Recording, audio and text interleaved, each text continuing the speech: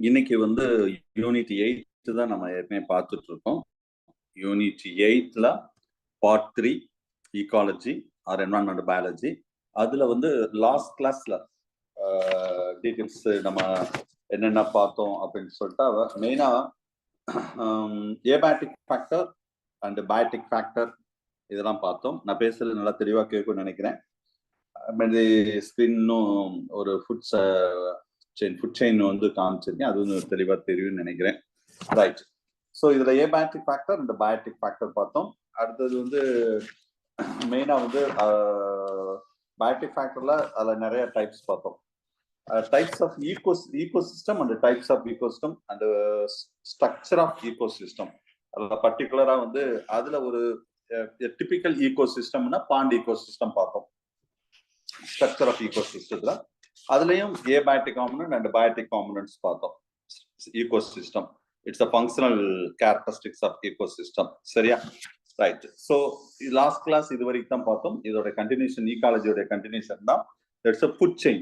Page number 36, unit 8 part 3, page number 36, material 36, page number, அதுல food chain. Okay. So அடுத்து நம்ம சிலபஸோட title என்னன்னா food chain and food web. ஓகேவா? இதுதான் நம்ம சிலபஸோட டைட்டில். பயோஜியோ கெமிக்கல் சைக்கிள் இருக்கு, அது நம்ம கடைசியில பார்ப்போம். சரியா? அது மாதிரி இதுலயே வந்து இந்த ecological energetics and productivity primary அதுவும் நான் இன்னைக்கு டிஸ்கஸ் பண்ணிடுவோம். சரியா? ஒரு 4 டாபிக் தான் இருக்குது இதுல. Food chain, food web and pyramids. So first பார்க்க போறது food chain, page number 36. Food chain அப்படின்னு சொன்னாவே நம்மளுக்கு யார் ஞாபகம் வரும்னா எல்டன் தான் ஞாபகம் வருவாரு. அது பிரமிடுனாலும் எல்டன் தான். ஃபுட் செயினும் நம்ம பிரமிடு சொல்லாம ஃபுட் செயின் நம்ம சொல்ல முடியாது, அந்த அளவுக்கு ரெண்டும் கார்லேட் ஆகிருக்கும். எல்டன் என்ன சொல்றாருன்னா, the sequential interlinked of organism, it involved the transfer of food energy from producer, இந்த மேல இருக்கு பாருங்க, இது ஒரு எக்ஸாம்பிள் சொல்லியிருக்கேன். So producer, primary producer to herbivorous, herbivorous to carnivorous. பேசிக்கா சொல்றேன் நான். சரியா? ப்ரொடியூசர், ஹெர்பிவோரஸ், அடுத்து கார்னிவோரஸ். பேஜ் நம்பர் 36ல ஒரு டயக்ராம் கூட இருக்கும் பாருங்க. 36ல அதுல என்ன போட்டிருக்கு பாருங்க, ஃபுட் செயின். அதே மாதிரி எப்பவுமே நல்லா கவனிங்க, ஃபுட் செயின் ஆல்வேஸ் ஸ்டேட். நல்லா ஃபுட் செயின் ஃபுட் வெப்ல கொஸ்டின் என்ன கேட்பாங்க, ஒரு காலத்துல என்ன கேட்டாங்கன்னு சொல்றேன். Correct sequence of food chain கேட்பாங்க ஒரு காலத்துல. இப்பெல்லாம் அது கேட்க மாட்டேங்கிறாங்க. ஸ்டேட்மெண்ட் ஃபார்ம்ல ஃபுட் செயின் ஃபுட் வெப் கேட்கறாங்க. இன்கரெக்ட், கரெக்ட் ஸ்டேட்மெண்ட் கேட்கறாங்க. Food chain always state. Food chain எப்பவுமே ஸ்டேட்டா தான் இருக்கும். இந்த பிக்சர்லயே பாருங்க, grassland biomes, pond, ocean biomes அது சொல்லியிருக்கோம். ஏதாவது வேற ஏதாவது டிவிஷன் இருக்கா? எந்த ஒரு ஃபுட் செயின் எடுத்தாலும் ஸ்டேட்டா தான் இருக்கும், ஆல்வேஸ் ஸ்டேட். சரி. ஸோ இதுல இந்த பிக்சரை பாருங்க, ஆட்டோட்ரோப்ஸ், பேஜ் நம்பர் 36ல ஆட்டோட்ரோப்ஸ் அத producers, you know very well. அது ஹெர்பிவோரஸ் டிபெண்ட் பண்ணியிருக்கும். ஹெர்பிவோரஸ் அத பிரைமரி கன்சியூமர்ஸ். ஓகே. அது வந்து கார்னிவோரஸ், செகண்டரி கன்சியூமர்ஸ், அவங்க தான் கார்னிவோரஸ். பிரைமரி கன்சியூமர்ஸ் இருக்காங்க பாத்தீங்களா, இவங்க எல்லாருமே நம்ம செகண்டரி கன்சியூமர் தான் சொல்லுவோம். அதுல வேணா இன்னும் கொஞ்சம் டீடைலா primary carnivorous, secondary carnivorous and tertiary carnivorous, even இந்த குவான்டினேட் கூட நம்ம சொல்லலாம். சரியா? ஸோ ஸ்டெப் பை ஸ்டெப்பா. அப்ப எந்த ஒரு ஃபுட் செயின் எடுத்துக்கிட்டாலும் இந்த மாதிரி தான் இருக்கும். ஸோ இது எல்லாமே எந்த ஸ்டேஜ்லான டீகம்போசர்ஸ் வந்து இன்வால்வ் ஆகும். அதான் பேஜ் நம்பர் 36ல கொடுத்துருக்கேன். சரி, what are the characteristics feature of the food chain? ஒரு ஃபுட் செயின்ல என்னென்ன பண்புகள் இருக்கும் அப்படின்னு பார்ப்போம். So it involve that nutritive interaction between that living organisms. Food chain that is occurs repeated eating, அதாவது திரும்ப சாப்பிடக்கூடிய, அதாவது ரிப்பீட்டட் ஈட்டிங். அதே மாதிரி யூனி டைரக்ஷனல் ஃப்ளோ ஆஃப் எனர்ஜி. இப்ப கரெக்டா கிராஸ்க்கு எடுத்து கிராஸ் கோப்பர் எடுத்து ரேட்டுக்கு எடுத்து ஸ்னேக் எடுத்து ஈகிள், இல்ல ஹாக், எதுனா வச்சுக்கிடுவோம். சரியா? சோ இது வந்து இப்படித்தான் இருக்கும். அது யூனி டைரக்ஷனல் ஃப்ளோ ஆஃப் எனர்ஜி அப்படின்னு சொல்றது. ஸோ ஃபுட் செயின் அதே மாதிரி, இது லாஸ்ட் கூட நான் சொன்னேன், பிரமிட் வச்சு சொன்னேன். ஃபுட் செயின் அக்கர்ஸ், நல்லா கவனிங்க, 4 or 5 டிராபிக் லெவல் தான் இருக்கும். இதுக்கு மேல எந்த ஃபுட் செயினும், இதெல்லாம் ஸ்டேட்மெண்ட்ல நிறைய எக்ஸாம்ல கேட்ட கொஸ்டின் சார், நிறைய எக்ஸாம்ல கேட்ட கொஸ்டின். நீங்க எந்த ஃபுட் செயின் வேணா நீங்க திங்க் பண்ணுங்க. இங்க நான் ஒரு 3 ஃபுட் செயின் சொல்லியிருக்கேன். எத்தனை டிராபிக் லெவல் இருக்கு? 1, 2, 3, 4, 5. இதுக்கு மேல ஏதாவது இருக்கான்னு கிடையாது. மேக்சிமம் நான் சொல்றேன் நான். 4 or 5 டிராபிக் லெவலோட ஃபுட் செயின் முடிஞ்சிரும். ஸோ அப்ப the 80 to 90% of energy will be lost through heat. நான் பிரமிட் வரும்போது நான் டீட்டெயிலா சொல்றேன். Some organism occupied the different tropical position in the different food chains. அதாவது இப்ப ஹியூமனே எடுத்துக்கிடுவோம். நம்ம வந்து எங்கனாலும் இருப்போம். இந்த சிஸ்டம் பிரைமரி கன்சியூமர்ல இருப்போம், செகண்டரியில இருப்போம், ட்ரெஸ்ல இருப்போம், கான்டினென்ட்ல இருப்போம். ஸோ அந்த மாதிரி எங்கனாலும் சில அனிமல்ஸ் இருக்கும்னு சொல்றாங்க. அதுல டிராபிக்கல் லெவல் அப்படின்னு சொல்றோம் பாத்தீங்களா? டிராபிக் லெவல் அப்படின்னு எதை சார் சொல்றாங்கன்னா, a distinct sequential step in that state chain of that is called tropic level. அப்ப ஃபர்ஸ்ட் டிராபிக் லெவல் இதான் டிராபிக் லெவல்னு சொல்றோம். அப்ப ஃபர்ஸ்ட் டிராபிக் லெவல் யாரு சார் அப்படின்னு கேட்டா அவங்க தான் ப்ரொடியூசர்ஸ். ஃபர்ஸ்ட் டிராபிக் லெவல் அவங்க யாரு? Grasses, producers. Second trophic level யாருன்னா அவங்க தான் ஹெர்பிவோரஸ். அப்ப யாரு? பிரைமரி கன்சியூமர், இவங்களை கன்சியூம் பண்ணக்கூடியவங்க ஹெர்பிவோரஸ். தேர்ட் டிராபிக்கல் லெவல் யார் இருப்பாங்கன்னா இந்த பிரைமரி கன்சியூமரை சாப்பிடுறவங்க, ஹெர்பிவோரஸ் சாப்பிடுறவங்க, that is called carnivorous. Okay, அது வந்து செகண்டரி கார்னிவோரஸ் சொல்லுவோம். இது பிரைமரி கார்னிவோரஸ். சரியா? இது வந்து கன்சியூமர், பிரைமரி கன்சியூமர்ஸ். இது வந்து செகண்டரி கன்சியூமர்ஸ். ஓகே, சோ அப்ப அடுத்தது டிராபிக் லெவல் செகண்டரிக்கு அடுத்து அப்படியே ட்ரெஸரி, குவாட்டரின்னு போயிட்டே இருக்கும். இதுல நீங்க டயக்ராம் நான் இங்கேயும் டிஸ்பிளேல காமிச்சிருக்கேன். மெட்டீரியல் பேஜ் நம்பர் 38ல பாருங்க. இந்த டேபிள்ல உள்ளதே தான் டிஃபரெண்ட் டிராபிக் லெவல். இந்த ஃபர்ஸ்ட் பாருங்க grassland food chain, aquatic, forest. இங்கே நான் 3 சொல்லியிருக்கேன். கீழே டெசர்ட் சொல்லியிருக்கேன். நீங்க எதனாலும் எடுத்து எப்படினாலும் பாருங்க. ஒரு 4 பேஜ் நம்பர் 38ல ஒரு டேபிள் கொடுத்துருக்கேன் பாருங்க. Producer, herbivorous, primary carnivorous, secondary, tertiary. ரொம்ப இதுதான் குவாட்டனரி வரும். இல்லைன்னு டெர்சரிலயும் முடிஞ்சிடும். அதான் 4 நம்ம சொன்னோம். 1, 2, 3, 4, 5. அவ்வளவுதான். 5 மேக்சிமமே எந்த ஃபுட் செயின் எடுத்தாலும் 5 தான் இருக்கும். 4 or 5 அதான் இருக்கும். ஞாபகம் வச்சுக்கோங்க. சரியா? சரி. Types of food chain.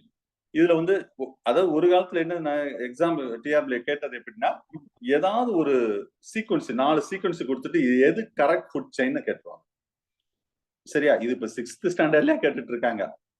6th சயின்ஸ்லயே கேட்டுட்டு இருக்காங்க. பட் ஒரு காலத்துல பிஜிலயே அது கேட்டாங்க, யூஜிலையும் கேட்டாங்க. இப்ப ரொம்ப கேட்கறது இல்ல, ஈஸியா இருக்கும்னு சொல்லி கேட்கறது இல்ல. சரி, பரவாயில்ல. இருந்தாலும் நீங்க கரெக்ட் சீக்வன்ஸ் தெரிஞ்சுக்கணும். ஏன்னா நம்ம இது கூட தெரியாதா அப்படின்னு நினைப்போம். இதே ஒரு அக்வாட்டிக்ல அந்த மாதிரி எல்லாம் மிஸ் ஆகிறதுக்கு வாய்ப்பு இருக்கு. சரியா? ரைட். இதுல 2 டைப் ஆஃப் ஃபுட் செயின் இருக்கு சார். ஒன்னு கிரேசிங் ஃபுட் செயின், இன்னொன்னு டெட்ரிடிஸ் ஃபுட் செயின் அப்படின்னு சொல்லிட்டு. கிரேசிங் ஃபுட் செயின் ஒண்ணு கிடையாது. ஃபார் எக்ஸாம்பிள் பார்த்த கிராஸ்லேண்ட் ஈகோசிஸ்டம். அப்ப எப்பயும் சொல்றதா, கிராஸ்லேண்ட் சொன்னாவே கிராசஸ், ஹெர்பிவோரஸ், கார்னிவோரஸ். இது கிரேசிங் ஃபுட் செயின். அதுல ஒரு கிராஸ்லேண்ட் ஈகோசிஸ்டம் தான். இதே அக்வாட்டிக் ஈகோசிஸ்டம். இந்த இதெல்லாம் அக்வாட்டிக், பாண்டு, பயோம், ஓஷன், இதெல்லாம் அக்வாட்டிக் ஈகோசிஸ்டம். அப்ப இங்க அக்வாட்டிக் ஈகோசிஸ்டத்துல எப்படி சார்? பிளாங்க்டான்ஸ் ஃபர்ஸ்ட் வந்து டாப் மோஸ்ட் வந்து பைட்டோ பிளாங்க்டான் சொல்லலாம். அதுக்கடுத்து ஜூ பிளாங்க்டான் சொல்லலாம். இந்த இதுல சொல்லியிருக்காங்க பாத்தீங்களா, பிளாங்க்டான். சரியா? பிளாங்க்டான்ல இருந்து அதுல பைட்டோ பிளாங்க்டான், அதுக்கடுத்து ஜூ பிளாங்க்டான், அதுக்கடுத்து ஸ்மால் ஃபிஷஸ், அதுக்கடுத்து large fishes. Step by step seal சொல்லியிருக்கோம், அதுக்கடுத்து லார்ஜ் ஃபிஷஸ் சொல்லியிருக்கோம். இது அக்வாட்டிக் ஈகோசிஸ்டம். இது எல்லாமே grazing food chains example. Detritus food chain அப்படின்னு சொன்னா இது என்னன்னா depends upon the dead organic matter. அது எதை பொறுத்து இருக்கும் சார் அப்படின்னு கேட்டா, ஒரு டெட் ஆர்கானிக் மேட்டரை பொறுத்து இருக்கும் டெட்ரிடிஸ் ஃபுட் செயின். இது one type of food chain தான். அப்ப எப்பயுமே வந்து கிரேசிங் ஃபுட் செயின் நான் என்ன சொன்னேன், ஸ்டார்ட் இன் தட் ப்ரொடியூசர்ஸ். ஆனா டெட்ரிடிஸ் ஃபுட் செயின்ல இதுலதான் இதான் கொஸ்டின் அசால்ட்டா விட்டுருவாங்க, மிஸ்டேக் பண்ணிருப்பீங்க. டெட்ரிடிஸ் ஃபுட் செயின்னாவே அப்ப எங்க ஸ்டார்ட் ஆகும்னு கேட்டா the depends upon the dead organic matter ன்னு சொல்லிட்டேன். அப்ப ஸ்டார்ட் இன் தட் டெட்ரிடிஸ், அங்க அந்த இறந்த அதுல இருந்தா ஸ்டார்ட் ஆகும். சரியா? இப்ப வந்து ஒரு லைன் வந்து இறந்துருச்சு, அப்ப இங்க இருந்து ஃபுட் செயின் ஸ்டார்ட் ஆகும். எப்படி sir? Decomposer, that is a detritus.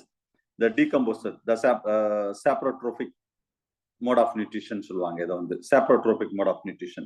அப்ப detritivores eaten by the predators, the recycling that inorganic elements. Page number 38ல கீழே ஒரு டேபிள் இருக்கு பாருங்களேன். detritus food chain பாட்டத்துல இருக்கு பாருங்க. ஸோ அதுல மேங்க்ரோவ்ஸ், டெட்ரிடோரஸ் கன்சியூமர், ஸ்மால் கார்னிவோரஸ் எப்படி இருக்கு பாருங்க. கீழ இருந்து வரும் அப்படியே, அது அப்படியே அது டெட்டா பாடியில இருந்து அப்படியே லாஸ்ட் வரைக்கும் ஒரு பேர்டு வரைக்கும் வருது பாருங்க. இது கொஞ்சம் டிஃப்ரெண்டானது. சரியா? அப்ப கொஸ்டின் வந்து நம்ம உடனே இந்த இது மட்டும் தான் யோசிக்க கூடாது. இது கிரேசிங் ஃபுட் செயின் தான், டெட்ரிடஸ் ஃபுட் செயின்லயும் கொஸ்டின் கேட்கலாம். சரியா?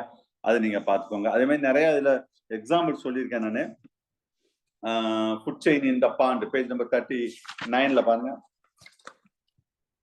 ஒரு பாண்ட் ஈகோசிஸ்டத்துல இந்த ஃபர்ஸ்ட் படம் டயரத்துல அதான் காமிச்சிருக்கேன். ஃபர்ஸ்ட் டயரத்துல ஒரு பாண்ட் ஈகோசிஸ்டம். எஸ், ஒரு பாண்ட் ஈகோசிஸ்டம் தான் இருக்குங்களா? இந்த இது ஒரு பாண்ட் ஈகோசிஸ்டத்துல என்ன சொல்லியிருக்கோம் பாருங்க. இங்கே பேஜ் நம்பர் 39ல இருக்கு பாருங்க. ப்ரொடியூசர்ஸ் மோஸ்ட்லி யாரு? Phytoplanktons, rooted the floating plants. அதுக்கடுத்து பிரைமரி கன்சூமர் புரோட்டோசோவன்ஸ், ஸ்னைல், அந்த mosquito larva, tadpole larva. Secondary consumer இதை சாப்பிட்றவங்க, dragon larvas, dragon fly, damsel fly, water insect, small fishes. இந்த பிரைமரி கன்சூமரை சாப்பிட்றவங்க. இதை சாப்பிட்றவங்க யாருன்னா செகண்டரி கன்சூமர் சாப்பிட்றவங்க தான் டெர்சரி கன்சூமர்ஸ், கொஞ்சம் large size of fishes, frog அந்த மாதிரி. இதை சாப்பிட்றவங்க தான் குவான்டினரி கன்சூமர்ஸ், ஸ்னேக், பேர்ட்ஸ். அப்ப இதுல ப்ரொடியூசர்ல ஆரம்பிச்சு வந்து நம்ம குவான்டினரி கன்சூமர், ஸ்னேக், பேர்ட்ஸ் வரைக்கும் யாருனாலும் எப்பனாலும் இறக்கலாம். அப்ப அது இறந்துருச்சு டெத்னு வச்சுக்கோங்களேன், that everything will be bacteria and fungi, that it will be decaying. அத டெட்ரிடிஸ் ஃபுட் செயின். அப்ப டெட்ரிடிஸ் ஃபுட் செயின் இங்க இருந்து ஸ்டார்ட் ஆகும். நீங்க அந்த பிக்சரை பாருங்க, பேஜ் நம்பர் 39ல உள்ள பிக்சரை மட்டும் பாருங்க. இங்க ஸ்டார்ட் ஆகி ஸ்மால் இன்ஆர்கானிக் மெட்டீரியல் இருந்து திரும்ப இப்படி வரும். டிஃப்ரெண்டா இருக்கும் டெட்ரிடிஸ் ஃபுட் செயின் பொறுத்தளவு. சிம்பிள் ஒரு பாண்ட் ஈகோசிஸ்டத்துல எப்படி இருக்கும் அப்படின்னு. அது மாதிரி லேண்ட்ல எப்படி இருக்கும்னு சொல்லி அது கீழே ஒரு டயக்ராம் கொடுத்துருக்காங்க. லேண்ட்ல ஃபுட் செயின் அண்ட் லேண்ட், அது கிராஸ், ரேபிட், இந்த இங்க மெட்டீரியல் டிஸ்பிளேல காமிச்சதே தான். சரியா? பாத்துக்கோங்க. அது மாதிரி நிறைய எக்ஸாம்பிள் சொல்லியிருக்கேன் சார், அது நீங்க பாத்துக்கோங்க. பேஜ் நம்பர் 39ல கீழே பாருங்க. The more land the food chains, correct sequence எல்லாம் கேட்கலாம். அதுல length of the food chains பாருங்க. லென்த் நான் ஏற்கனவே சொல்லிட்டேன் பாருங்க, இது சொன்னதே தான் திரும்ப வருது. மெட்டீரியல் இங்க இருக்குது, primary consumer, secondary consumer, tertiary, quaternary, அவ்வளவுதான். இந்த மொத்தம் இந்த கேட்டகரி. இதுக்கு அடுத்து இருக்கா சார்? கண்டிப்பா இருக்க வாய்ப்பே கிடையாது. அது ஒவ்வொன்றுக்கும் எக்ஸாம்பிளோட இங்க பேஜ் நம்பர் 39ல கொடுத்துருக்கேன், அதை நீங்க பார்த்துக்கோங்க. சரியா? அந்த length of the food chain அப்படின்னு சொல்லக்கூடியது. ரைட்.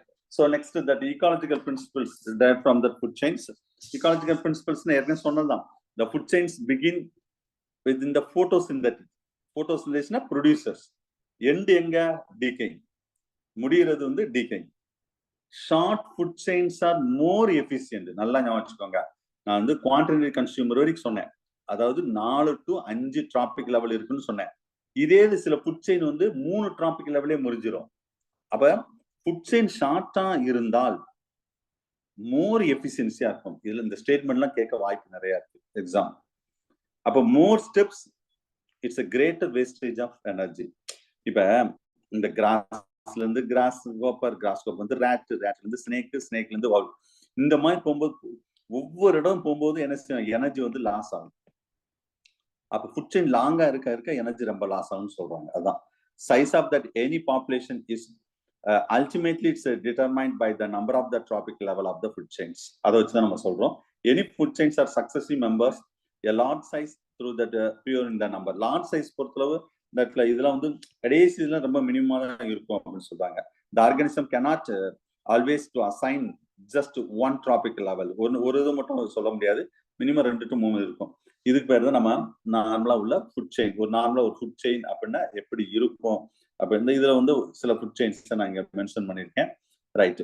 ஸோ அடுத்தது வந்து இது டெரஸ்ட்ரியல் ஃபுட் செயின்ஸ்ல உள்ள விஷயம். ஃபுட் செயின் நான் ஏற்கனவே சொல்லிட்டேன் எப்படிலாம் இருக்க வாய்ப்பு இருக்கு.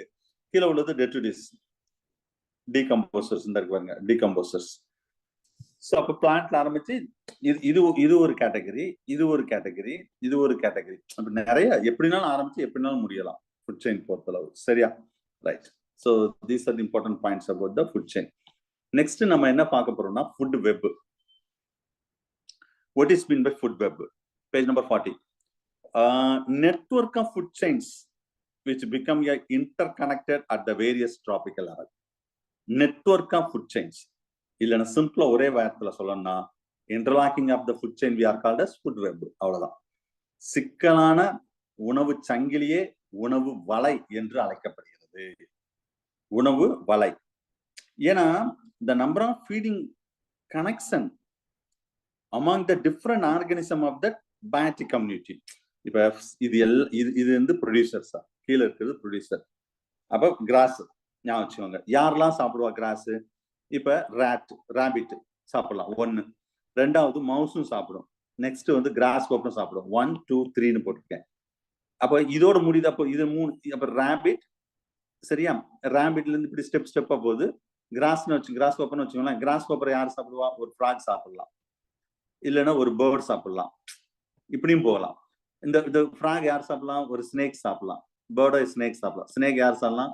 ஹாக் சாப்பிடலாம். அப்ப இது ஒரு ஃபுட் செயின். ஓகேவா? சோ இதுலயே பாருங்க, இந்த ஃப்ராக்ல இருந்து அவுல், இது அடுத்தது மவுஸ்ல இருந்து அவுல், இது அடுத்த மவுஸ்ல இருந்து ஃபாக்ஸ், இல்லைன்னா ராபிட்ல இருந்து எப்படிலாம் பாருங்க. இதுக்கு பேர் தான் interlocking of the food chain. we are called as food web. சரி, அப்ப நான் சிம்பிளா டெஃபினேஷன் சொல்லியிருக்கேன். அடுத்தது பேஜ் நம்பர் 40லயும் நான் ஃபுட் வெப் இங்க டிஸ்பிளேல காமிச்சதுதான் பேஜ் நம்பர் 40லயும் இருக்கு, நீங்க பாத்துக்கோங்க. சரி, இப்ப characteristics feature of the food web பார்ப்போம். உணவு வலையினுடைய பண்புகள் என்ன? Food web never state. அங்க என்ன சொன்னேன்? ஃபுட் செயின் ஆல்வேஸ் ஸ்டேட்னு சொன்னேன். அவை food chain food web statement ஃபார்ம்ல நான் கேட்க வாய்ப்பு இருக்கு டிஆர்பில. சரியா? அது நான் வச்சுக்கோங்க. ஸோ அது நெவர் ஸ்டேட். ஃபுட் வெப் வந்து ஸ்ட்ரெயிட்டாவே இருக்காது. இந்த படம் போட்டிருக்க ஏதாவது ஸ்ட்ரெயிட்டா போட்டிருக்கனா, it's form the interlinking of the food chains. It provide that alternative pathway of the food availability. சரியா? இது வந்து ஆல்டர்னேட்டிவ் பாத்வே. ஒரே இது கிடையாது. இந்த ஹாக் சொல்றோம் பாத்தீங்களா, இது ராபிட்டையும் சாப்பிடணும், ரேட்டையும் சாப்பிடும், ஃப்ராகையும் சாப்பிடும், ஸ்னேக்கையும் சாப்பிடும். அது ஃபுட்டு இருக்கிற அவைலபிலிட்டி பொறுத்து அது ஃபுட் செயின் மாறுது. அதான் என்ன சொல்றது. So food webs are more stable in the ecosystem. Food web வந்து ரொம்ப ரொம்ப முக்கியம் சார். ஃபுட் செயின் அப்படித்தான். ஏன்னா இந்த ஃபுட் வெப் இருக்கிறவங்க தான் இந்த food web to help check the over population. எந்தெந்த பாப்புலேஷன் எவ்வளவு இருக்கணுமோ அதை கண்ட்ரோல வச்சுக்கிறதே இந்த ஃபுட் வெப் தான். இப்ப நம்ம வந்து டிஸ்டர்ப் பண்றோம். நார்மலா இந்த ஒண்ணு இல்ல, இந்த கிராஸ் காப்பரை அழிச்சிடறோம்னு வச்சுக்கோங்க. என்ன ஆகும்? இதுக்கு பாதிப்பு ஏற்படுத்தும், இது பாதிப்பு ஏற்படுத்தும், இது இல்லைன்னா இது பிரச்சனை வரும், இது இல்லைன்னா இது பிரச்சனை வரும். இதுதான் நம்ம செய்யறதுதான். ஒரு எப்படி ஒரு ஃபாரஸ்ட் ஏரியால லேண்டை நம்ம ஆக்குபை பண்ணி மற்ற வேலைகளை செய்யும் போது அங்க ஃபுட் செயினே கட் ஆகுது. ஒரு புலி ஒரு ஃபாரஸ்ட்ல போய் நம்ம வந்து வீடை கட்டிக்கிறோம், இல்லைன்னா ஏதாவது ரிசார்ட் போடுறோம். அப்ப அங்க வந்து என்னது, புலி வருது, சிங்கம் வருது, யானை வருது, உடனே எங்களை காப்பாத்துங்க அப்படின்னு சொல்றோம். அது இருக்கிற இடத்துல போய் கட்டிக்கிட்டா அது வரத்தான் செய்யும். அது எங்க போகும் சொல்லுங்க? சோ அதுதான் இல்ல பிரச்சனை. Food webs help the ecosystem டெவலப்மெண்ட்டுக்கு ரொம்ப ரொம்ப முக்கியம் ஃபுட் வெப். சரியா? இதுல 3 type of the food chains இந்த ஃபுட் வெப். 3 டைப் இருக்கு. ஒன்னு பிரிடேட்டரி செயின். அப்படின்னா begin with a plant and process from that small to large animal. இங்க ஆரம்பிச்சு ஒரு லார்ஜ் அனிமல் வரைக்கும் போகும். Predatory chain. பாராசைட்டிக் செயின் அப்படின்னு சொன்னா process from large to small organism வரும். முதல்ல என்ன சொன்னேன்? Small organism to large organism. யாரு? Parasitic predatory chain. Parasitic chain எப்படி தெரியுமா? Small organism to large organism வரும். மாற்றி சொல்லிட்டேன். Large organism to small organism வரும். எதுல? பாராசைட்டிக்ல. சாப்ரோஃபைட்டிக் ஃபுட் செயின்ல the process from dead animals, இறந்த animal, dead animal to microorganism, microbes. அதாவது வந்து சாப்ரோஃபைட்டிக் செயின் அப்படின்னு சொல்லப்படுது. Right. What's the important significance of food web?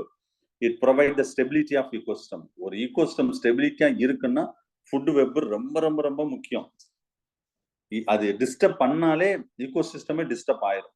Most of the animals are polyphagous. அது என்ன சார் பாலிபேகஸ் அப்படின்னா? இப்ப இது கிடைக்கலன்னா எதனாலும் சாப்பிடும். நான் இதை தான் சாப்பிடுவேன் அப்படின்ற இந்த ஹாக் இந்த பேர்டு வந்து ஸ்னேக்கையும் சாப்பிடலாம், இல்ல ஃப்ராகையும் சாப்பிடலாம், இல்ல ராபிட்டையும் சாப்பிடலாம். சரியா? இந்த மாதிரி பாலிபேகஸ். அப்பதான் ஃபுட் வெப். வேற ஏதாவது சாப்பிடக்கூடிய அவைலபிலிட்டி ஆஃப் ஃபுட்டை பொறுத்து. The population of the species is decreased to endangered level. சரி, என்டேஞ்ச் லெவல்ல இருக்கும்போது predators are shifted to that another prey. ஏன் என்டேஞ்ச் ஆகுது? ஒரு அனிமல் வந்து இந்த உலகத்தை விட்டு ஏன் அழியுது? ஏன் அழியுதுன்னா அது வந்து அவைலபிலிட்டி ஃபுட்டை வச்சு தன்னை தானே மாற்றிக்கணும். எவல்யூஷன் நடத்தும். இதெல்லாம் எவல்யூஷன் வரும். இப்ப டைனோசர் ஏன் அழிஞ்சுச்சு? ஃபுட் அவைலபிலிட்டி தான். அது வந்து இல்ல, ஃபுட் இல்ல, அது இருக்க முடியல. அப்போ ஷிஃப்ட் ஆகணும். இது இப்போ இது கிடைக்கலையா, இதுக்கு அடுத்து நம்ம என்ன ஃபுட் கிடைக்கோ அதை சாப்பிட்டு அது வாழ கத்துக்கணும். அப்பதான் சர்வே பண்ண முடியும் இந்த லைஃப். இந்த என்விரான்மெண்ட்ல அந்த அனிமலும் சர்வே பண்ண முடியும். அதன் predator shifted to the another prey. Otherwise, that animals will be endangered species. இல்ல நான் இப்படித்தான் அந்த ஃபுட்டு இருந்தாதான் நான் சாப்பிடுவேன் அப்படின்னு அடம் அடிச்சுட்டு இருந்தா இறந்து போக வேண்டியதான், என்டேஞ்சர் ஆயிடும். சரியா?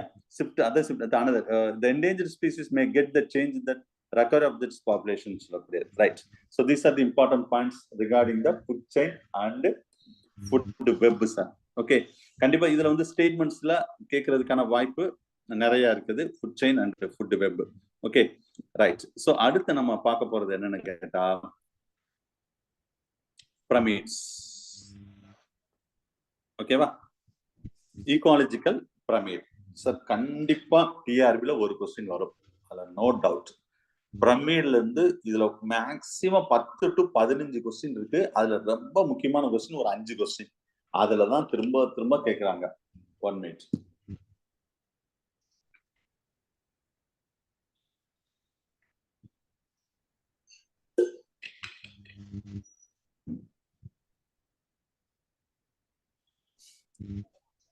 அதுல வந்து பிரமிட்ஸ், ஈகாலஜிக்கல் பிரமிட்ல எது டிஃப்ரெண்டா இருக்குன்னு பாருங்க. நான் நடத்துறேன் இப்ப பாருங்க, சொல்றேன். அதுதான் சார் கொஸ்டினா வரும். எல்லாம் இருக்கிற எல்லா பிரமிடும் ஒரே மாதிரி இருந்தா அதெல்லாம் கொஸ்டினா வராது. எது டிஃப்ரெண்டா இருக்கோ அதான் கொஸ்டின். நடத்தும் போது நான் உங்களுக்கு எக்ஸ்பிளைன் பண்றேன். ரைட். சோ ஒரு கொஸ்டின் ஷியோர் சார், இதுல எல்லாம் தப்பே பண்ணக்கூடாது, ஞாபகம் வச்சுக்கோங்க. Ecological pyramid, the graphical representation of the number or biomass or accumulate that energy at the different trophic level in your food chain of ecosystem, that is we are called as a ecological pyramid. நான் ஏற்கனவே சொல்லிட்டேன், ecological pyramid சொன்னாவே Charles Elton ஞாபகம் வந்துடணும். 1927 நினைக்கிறேன். Yeah, it's developed that idea of the food chain, sorry not food chain, ecological pyramid. யாரு? Charles Elton. இது கூட ஒரு காம்படிட்டிவ் எக்ஸாம்ல கேட்டாச்சு. எல்டன் பிரமிட்ஸ்னே சொல்லுவாங்க இதை வந்து. சரியா? இவர் என்ன சொல்ல வர்றாருன்னா, Elton பிரமிட்ல at the base of the food chain the relatively abundant, இந்த இருக்கு பாத்தீங்களா சார், கீழே இந்த பிரைமரி ப்ரொடியூசர் இருக்கு பாருங்க, இந்த இது. அப்ப எப்பவுமே இது ஒரு பிரமிட்னு சொன்னாவே இதுல இது கூட எடுத்துக்கோங்க, இந்த பிரமிட் கூட எடுத்துக்கோங்க. பேஸ்ல வந்து அபண்டண்டா இருக்கும். அப்படியே மேல போக போக போக போக என்ன செய்யும்? While at the apex it's relatively smaller in number. Number அப்படியே கொஞ்சம் கொஞ்சமா குறைஞ்சிட்டே போகும். சரியா? அதான் ecological pyramid. It is a graphically represented to the different tropical level.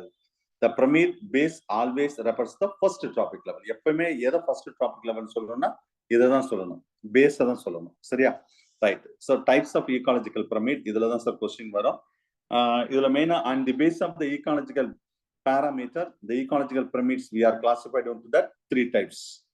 One pyramid in number, pyramid in biomass, pyramid in energy.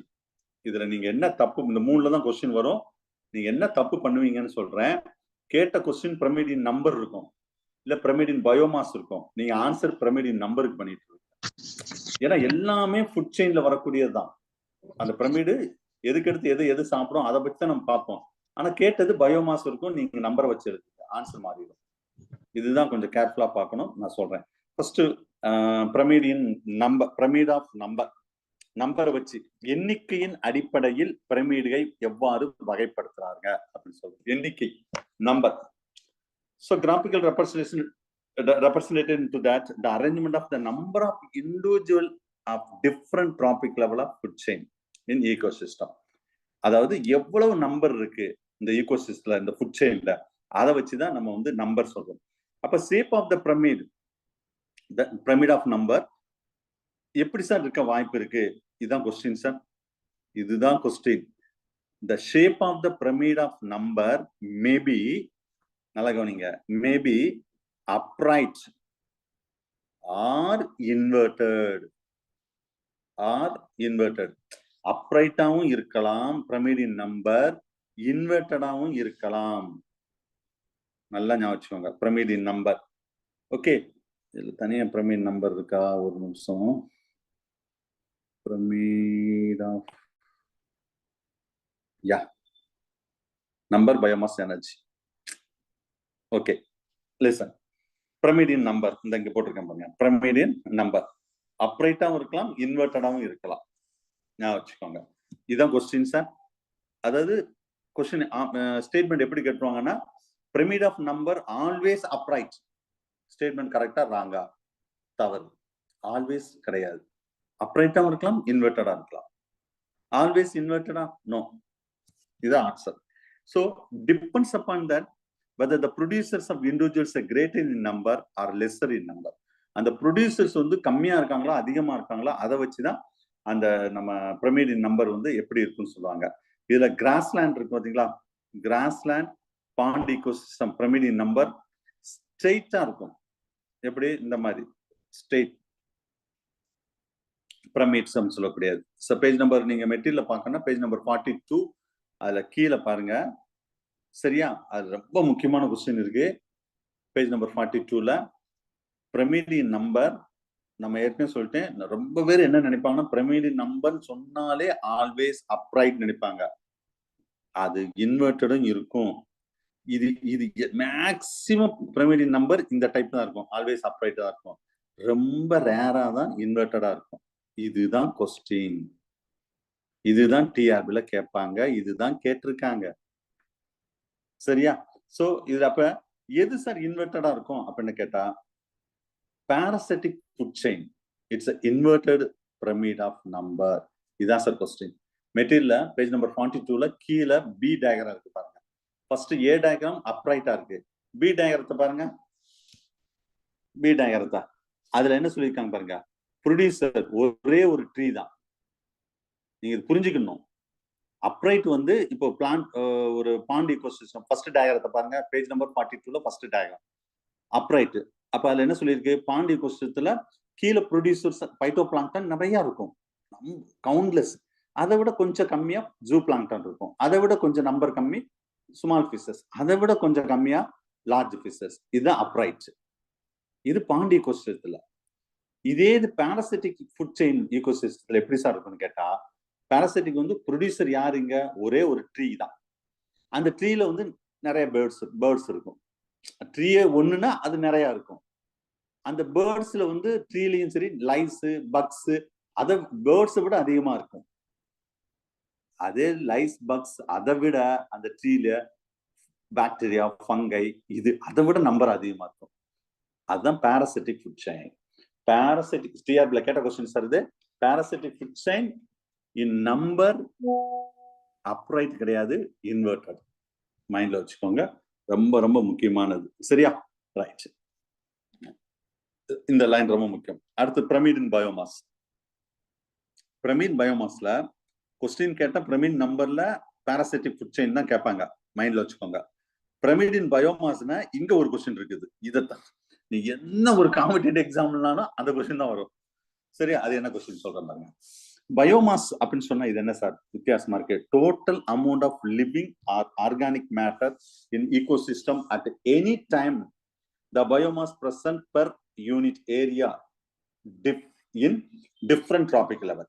ஒரு பயோமாஸ்னா ஃபுல்லாவே எவ்வளவு யூனிட் ஒரு பர்டிகுலர் யூனிட் ஏரியாவில் ஒரு டிஃப்ரெண்ட் ட்ராபிக் லெவல்ல எவ்வளவு இருக்குது பர்டிகுலர் டயத்துல, அதான் பயோமாஸ். பேஜ் நம்பர் 43 எடுங்க. ஃபிகரும் இருக்கு அதுல பயோமாஸ்ல. ஏன்னா நம்பருக்கும் பயோமாஸுக்கும் அப்படியே மாறும். நல்லா ஞாபகம் வச்சுக்கோங்க. அப்படியே இந்த டயக்ராம் மாறும். It is more fundamental of its shown in that quantitative relationship of that standing crop அப்படின்னு சொல்லக்கூடியது இது பயோமாஸ் பொறுத்தளவு. சரியா? ரைட். இதுல பிரமிட் இன் பயோமாஸ் பாருங்க. இங்கேயும் என்னதான் இதே கேஸ் தான். பிரமிட் இன் பயோமாஸ் ஸ்ட்ரெயிட்டாவும் இருக்கும், இன்வெர்டடாவும் இருக்கும். எதுலாம் அப்ரைட் எதுலாம் இன்வெர்டட், இதுதான் கொஸ்டின். TRP question. நல்லா ஞாபகம் வச்சுக்கோங்க. கிராஸ்லேண்டு ஃபாரஸ்ட் ஈகோசிஸ்டம் எப்பவுமே எப்படிதான் இருக்கும்னா அப்ரைட்டா இருக்கணும். இங்க பாண்ட் ஈகோசிஸ்டம் இந்த போட்டுருக்கேன் பாருங்க. பாண்ட் ஈகோசிஸ்டம் எப்படி இருக்கும்? இன்வெர்டடா இருக்கும். இதுதான் டிஆர்பி கொஸ்டின். ஏன்னா நம்மளுக்கு மைண்ட் செட்ல என்ன வச்சிருக்கோம் தெரியும்? பாண்ட் ஈகோசிஸ்டம் சொன்னாலே அப்ரைட் தான். ஏன்னா ஜூ பிளாங்க் பைட்டோ பிளாங்டன் இருக்கும், ஜூ பிளாங்டன் இருக்கும், ஸ்மால் ஃபிஷஸ் இருக்கும், லார்ஜ் ஃபிஷஸ் இருக்கும், பேர்ட் இருக்கும். தாண்டி கொஸ்டின் சொன்னாலே அப்ரைட். எதுல அப்ரைட்? நம்பர்ல அப்ரைட். இதே பயோமாஸ்ல இன்வெர்டட். இதுலதான் நீங்க தெரிஞ்ச கொஸ்டினை தப்பா எழுதிட்டு வந்துடுவீங்க. ஒரு தெரிஞ்ச கொஸ்டினை தப்பா எழுதிடுவீங்க சார். அசால்ட்டா வாசிக்கிறது. எவ்வளவு சில்லி கொஸ்டின். இதெல்லாம் ஒரு கொஸ்டினா? அதை கேவலமா பாக்குறது. நானே ஒரு டெஸ்ட் வைக்கிறேன். டிஆர்பில ஒரு கொஸ்டின் வச்சுக்கோங்களேன். சிம்பிளா ஒரு ஸ்டேட்மெண்ட் இருக்கும். A option, B, C, D. இந்த கொஸ்டினை பார்க்கும் போதே ஒரு மாதிரி கேவலமா பாக்குறது. இவ்வளவு சிம்பிளா கொஸ்டின் கேட்பான் டிஆர்பிக்காரன் அப்படின்னு சொல்லிட்டு ரொம்ப ஒரு கேஷுவலா மீட் பண்ணுங்க சார். ஒரு கேஷுவலா. சோ அப்ப இதை வந்து நீங்க கண்டிப்பா இந்த மாதிரி கொஸ்டின் ரொம்ப கேர்ஃபுல்லா அட்டன் பண்ணணும். இதே இது நீங்க டிஆர்பி கொஸ்டின்ல ஒரு பேஜ் ஃபுல்லா தமிழ் மீடியம் இருக்கும், அடுத்த பேஜ்ல இங்கிலீஷ் மீடியம் இருக்கும் சார். சில கொஸ்டின் அதை போட்டு அப்படியே கண்ணெல்லாம் விரிச்சு, பீப்புள் எல்லாம் விரிச்சு பயங்கரமா ரீட் பண்ணி ஆராய்ச்சி பண்ணி பிஹெச்டி பண்ணிட்டு இருப்பாங்க. அது ஒரு கொஸ்டின். அதுக்கும் ஒரு மார்க்கு தான், இதுக்கும் ஒரு மார்க்கு தான். இதை கேவலமா பாக்குறது. இவ்வளவு சிம்பிள் கொஸ்டின், இது இப்படியா கேட்பாங்க அப்படின்னு. ரெண்டுக்கு சேம் மார்க் தான். அப்ப அதுக்கு எவ்வளவு இம்பார்ட்டன்ட் தரீங்களோ அதே மாதிரிதான் இந்த கொஸ்டினுக்கு நீங்க இம்பார்ட்டன்ட் தரணும். இதுல என்ன தப்பு பண்ணுவீங்கன்னா, அதுதான் பை எக்ஸ்பீரியன்ஸ். நான் ஒரு டெஸ்ட் வைக்கிறேன்ல சார், இப்ப மத்த சென்டருக்கும் நம்ம சென்டருக்கும் என்ன டிஃப்ரெண்ட், ஏன் இவ்வளவு சக்சஸ், ஏன் நம்பர் 1 இருக்கும் அப்படின்னு கேட்டா நம்பர் ஆஃப் டெஸ்ட் தான் சார். உங்களை அப்படியே குருட்டினைஸ் பண்ணிடுவேன். Test test test. ஒரு நீட்ல ஒருத்தர் பாஸ் பண்றான், நீட்ல நல்ல ஹை ரேஞ்ச் மார்க் வாங்கினா அவன் பிராக்டிஸ் பண்ணாம வெறும் படிச்சா மட்டும் ஒண்ணுமே முடியாது. அதேதான் இங்கேயும் அதே ஃபார்முலா தான். திரும்ப திரும்ப அந்த ஏரியாவில் டெஸ்ட் வைக்க வைக்க வைக்க ஒரு கொஸ்டின் டிஃப்ரெண்டான கொஸ்டினை பார்க்க தான் உங்களுக்கு ஐடியாஸ் கிடைக்கும். எரரை குறைக்கணும். கொஞ்சம் கொஞ்சமா எரரை குறைக்கணும். ஒரு கொஸ்டின் கூட தப்பா எழுதிட்டு வரக்கூடாது. அதுதான் என் கான்செப்ட். 150 கொஸ்டின் டெஸ்ட் எழுதுறீங்களா, அதுல நீங்க வீட்டுல வந்த பிறகு கீ செக் பண்ணும்போது ஒரு 5 to 8 கொஸ்டினை தெரிஞ்ச கொஸ்டினை மாத்தி அடிச்சிட்டேன் சார், இது நல்லா தெரியும், வீட்டு வந்த பிறகு தெரியுது ஆன்சர், அங்க நான் தப்பா எழுதிட்டேன், அப்படி யாருமே என்கிட்ட சொல்லக்கூடாது. இப்பயே சொல்லிட்டேன் நான். அப்ப அத ஃபுல்லா இங்கேயே நீங்க பிராக்டிஸ் பண்ணணும். இப்பயே ஒரு 50 மார்க் நான் டெஸ்ட் வச்சா ஒரு தெரிஞ்ச கொஸ்டின் 3 கொஸ்டின் நான் தப்பு பண்ணிட்டேன் சார் அப்படின்னு சொல்லக்கூடாது. ஒரு 3 கொஸ்டின், ஒரு 50 மார்க் 3 கொஸ்டின், 150 மார்க் 9 கொஸ்டின் முடிஞ்சு கட் ஆஃப்ல இருந்து வெளியே வந்துருவீங்க. அப்ப மத்த ஸ்டூடெண்ட், மத்த சென்டர் ஸ்டூடெண்ட்டும் வெளியே படிக்கிற ஸ்டூடெண்ட்டுக்கும் சூர்யா கோச்சிங் ஸ்டூடெண்ட்டுக்கும் இதுதான் டிஃபரெண்ட். ஒரு கொஸ்டினோட தெரிஞ்ச கொஸ்டினை தப்பா எழுதிட்டு வரக்கூடாது. கண்டிப்பா உங்க பேரு லிஸ்ட்ல இருக்கும், ஃபைனல் லிஸ்ட்ல இருக்கும். இதை மட்டும் செய்யுங்க. வரக்கூடிய, நீங்க இது நான் வரைக்கும் அப்படி செஞ்சீங்களான்னு எனக்கு தெரியல, இனி வரக்கூடிய எக்ஸாம்ல இதை மட்டும் செய்யுங்க. சார் இந்த கேள்விக்கு எனக்கு என்னன்னே தெரியாது, அது தப்பா எழுதுனா அதை பத்தி கவலைப்பட தெரியாது, ஏதோ கெஸ்ட்ல அடிச்சோம் தப்பாயிருச்சு. ஒரு கேள்வி தெரிஞ்ச கேள்வியா 1 மார்க்ல மிஸ் பண்ணவங்க எல்லாம் இருக்காங்க சார். 1 மார்க்ல மிஸ் பண்ணவங்க, ஒரு கேள்வி தெரிஞ்ச கேள்வியை நான் மிஸ் பண்ணிட்டேன், 1 இல்ல 2 3 இது நான் தப்பா எழுதிட்டு வந்துட்டேன், அதை மட்டும் நான் கரெக்டா எழுந்த லைஃப் லாங்க மறக்கவே முடியாது சார். அவங்களுக்கு அது பெரிய வடுவா இருக்கும் ஹார்ட்ல. அந்த மாதிரி மட்டும் செஞ்சுட்டு வரக்கூடாது நீங்க. மற்ற ஸ்டூடெண்ட்டுக்கும் நம்மளுக்கும் இதுதான் டிஃப்ரெண்டா இருக்கும். அவன் வந்து பிராக்டிஸ் கொடுத்துருக்க மாட்டாங்க, சரியா பிராக்டிஸ் இருக்காது. நம்ம எல்லா கேள்வியும் தெரிஞ்ச கேள்வியை நல்லா எழுதிட்டு வந்துடும், ஆட்டோமேட்டிக்கா செலக்ஷன் லிஸ்ட்ல இருக்கும். தெரியலன்னா கவலைப்படக்கூடாது. ஒரு கொஸ்டின் டஃபா இருக்குன்னு சொன்னா கவலைவே படக்கூடாது. கொஸ்டின் டஃபா இருந்தாதான் நம்மளுக்கு ரிசல்ட் நல்லா வரும். அதை மட்டும் மைண்ட்ல வச்சுக்கோங்க. உடனே டென்ஷன் ஆகக்கூடாது. இப்போ நிறைய டெஸ்ட் அட்டன் பண்ணுவீங்க, அது ஃபுல்லா லேர்ன் பண்ணிக்கிடுவீங்க. நான் ஏன் சொல்றேன்னா, இந்த மாதிரி கொஸ்டினை தெரிஞ்ச கொஸ்டினை போய் தப்பா எழுதிட்டு வந்துடக்கூடாது, அதுக்காக சொல்றேன். ஏன்னா ஒரு கொஸ்டினோட லைஃப், நான் இப்ப சொல்றது இந்த மைண்ட்ல வச்சுக்கோங்க, ஒரு கொஸ்டின் உங்க லைஃபே மாத்திரும் சார். எத்தனை ஸ்டூடெண்ட் நான் பார்த்திருக்கேன், எத்தனை ஸ்டூடெண்ட்ஸ் அப்படி ஒரு மார்க் கிடையாது சார், சேம் மார்க்ல ரிஜெக்ட் ஆகுறவங்க இந்த குரூப்ல இருக்காங்க, ரிவிஷன் குரூப்ல இருக்காங்க. சேம் மார்க், ஒரே மார்க், ஆனா அவங்களுக்கு வேலை, இவங்களுக்கு வேலை கிடையாது. சேம் மார்க் ஒரே கேஸ்ல ஒரு 8 பேர், மொத்தம் பிசி உமன்ல 8 பேர் வேணும்னு வச்சுக்கோங்களேன். 8 பேர் வேணும், ஆனா ஒரு 12 பேர் இருக்காங்க. பிசி உமன்லயே 12 பேர் இருக்காங்கன்னா, இதுல இந்த 12 பேர் சேம் மார்க் எடுத்திருக்காங்கன்னா என்ன செஞ்சிருவாங்க, டேட்டா பர்த் பாத்துருவாங்க, யாரு சீனியரோ அவங்களுக்கு வேலை, மத்தவங்களுக்கு எல்லாம் வீட்டுக்கு போங்கன்னு சொல்லிடுவாங்க. இதுதான் ப்ரொசீஜர், பார்த்துக்கோங்க. அப்போ அதுல அஃபெக்ட் ஆனவங்கள நம்ம ஸ்டூடெண்ட் நிறைய பேர் இருக்காங்க. சேம் மார்க்ல ஜூனியர் அப்படின்னு சொல்லிட்டு சிலவர்லாம் எனக்கு அப்படியே அழுதுட்டாங்க. எத்தனை நாள்? 12 நாள் ஜூனியர் சார், அதனால அவங்க ஜாப் போயிடுச்சு. இவங்களுக்கு முன்னாடி இருக்கவங்க 12 நாள் சீனியரா, அந்த போஸ்ட் அவங்களுக்கு கிடைச்சிருச்சு. இவங்க இப்ப நம்ம திரும்ப நம்ம சென்டர்ல வந்து படிச்சுட்டு இருக்காங்க. ஆனா கண்டிப்பா இந்த தடவை அவங்க எங்க போயிருவாங்க? டாப் ரேங்க் போயிருவாங்க. அதுல எந்த சந்தேகம் கிடையாது. அப்போ எட்ஜ்ல இருந்தாங்க, இப்ப டாப் ரேங்க் போயிருவாங்க. இருந்தாலும் போச்சு இல்ல, ஒரு 2 3 4 ஒரு 3 வருஷம் சம்பளம் போச்சு இல்ல, திரும்ப போட்டு படிக்க வேண்டி இருக்குல்ல, அதுக்காக சொல்றேன். அப்போ ஒரு மார்க்கோட வேல்யூ இப்போ உங்களுக்கு தெரியாது. அது எக்ஸாம் ரிசல்ட் வந்த பிறகுதான் தெரியும். அப்ப வந்து நீங்க ஃபீல் பண்ணி எந்த யூஸ் கிடையாது. நான் வைக்கிற ஒவ்வொரு டெஸ்ட்டையும் டிஆர்பி டெஸ்ட் மாதிரி எழுதணும். ஒவ்வொரு டெஸ்ட்டும் யார் டிஆர்பி டெஸ்ட் மாதிரி எழுதுறீங்களோ ஆட்டோமேட்டிக்கா செலக்ஷன் லிஸ்ட்ல இதே டெஸ்ட் தான் அங்க போய் எழுத போறோம். செலக்ஷன் லிஸ்ட்ல வந்துருவீங்க. சின்ன சில்லி மிஸ்டேக் விடக்கூடாது. ஒரு கொஸ்டின் கூட தெரிஞ்ச கொஸ்டினை தவறு பண்ணக்கூடாது. இதுதான் நான் சொல்ற ஒரே கான்செப்ட். இதுதான் எல்லாரும் எழுதுற கொஸ்டின், ஊரே எழுதுற கொஸ்டின், தமிழ்நாடே எழுதுற கொஸ்டினை நீங்களும் எழுதணும். யாருமே எழுதாத கொஸ்டினையும் கரெக்டா நீங்க கிராக் பண்ணணும். சில பேர் என்ன செய்வாங்க தெரியுமா? டஃப்பான கொஸ்டின் எல்லாம் கரெக்டா ஆன்சர் பண்ணிடுவாங்க. சில்லியா ஊரே எழுதணும் பாத்தீங்களா சில கொஸ்டின், அதை போய் தப்பா எழுதிட்டு வந்துருவாங்க.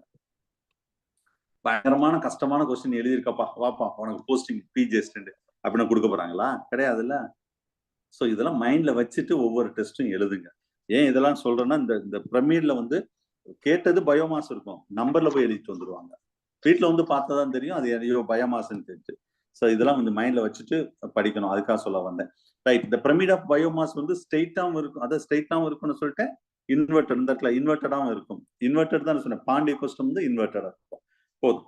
அந்த பிரமிட் இன் பயோ எனர்ஜி சார், இதுதான் லாஸ்ட் இயர் கேட்ட டிஆர்பி கொஸ்டின். இதுதான் வருஷம் இதுதான் சார். இப்ப 2019 இதுதான் சார் கேட்டாங்க, போன வருஷம் இதெல்லாம் கேட்டாங்க. சரியா? மெட்டீரியல் தாண்டி வராது, அது மட்டும் ஞாபகம் வச்சுக்கோங்க. சரி. Pyramid of energy, the amount of accumulated energy per unit area in the different tropic level of the food chain. ஒரு tropic level வந்து next tropic levelல இந்த food chainல வந்து எப்படி இருக்கும் energy? 1 minute sir.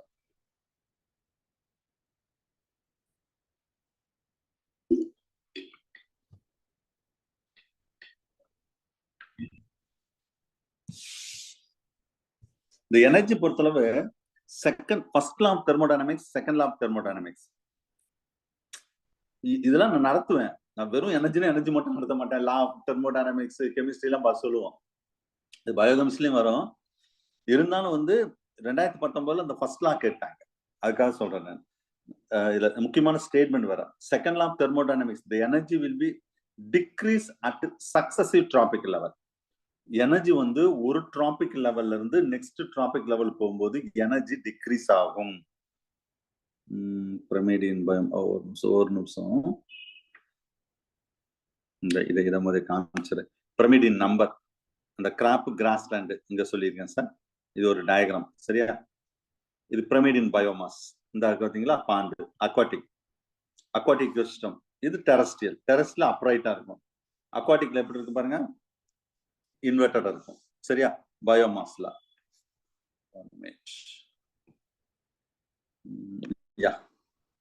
Pyrimidine energy pyramid. நான் என்ன சொன்னேன்? செகண்ட் லா ஆஃப் தெர்மோடைனமிக்ஸ் என்ன சொல்லுது? the energy will be decreased at a successive tropic level. இப்ப இங்க பாருங்க, இங்க எவ்வளவு இருக்குது? 1 lakh. 1 lakhல இருந்து அடுத்து என்ன ஆயிடுச்சு? 10,000 ஆயிடுச்சு. நெக்ஸ்ட் டிராபிக் லெவல் போகும்போது எனர்ஜி லாஸ் ஆகுதுன்னு சொல்ல வரேன், வேற ஒண்ணும் கிடையாது. ஓகே. அடுத்து 1000 ஆயிடுச்சு, 100 ஆயிடுச்சு, 10 ஆயிடுச்சு. சோ இதான் செகண்ட் லா. இதுதான் கொஸ்டின். அப்ப நல்லா கவனிங்க, இது ரொம்ப முக்கியமான ஸ்டேட்மெண்ட்.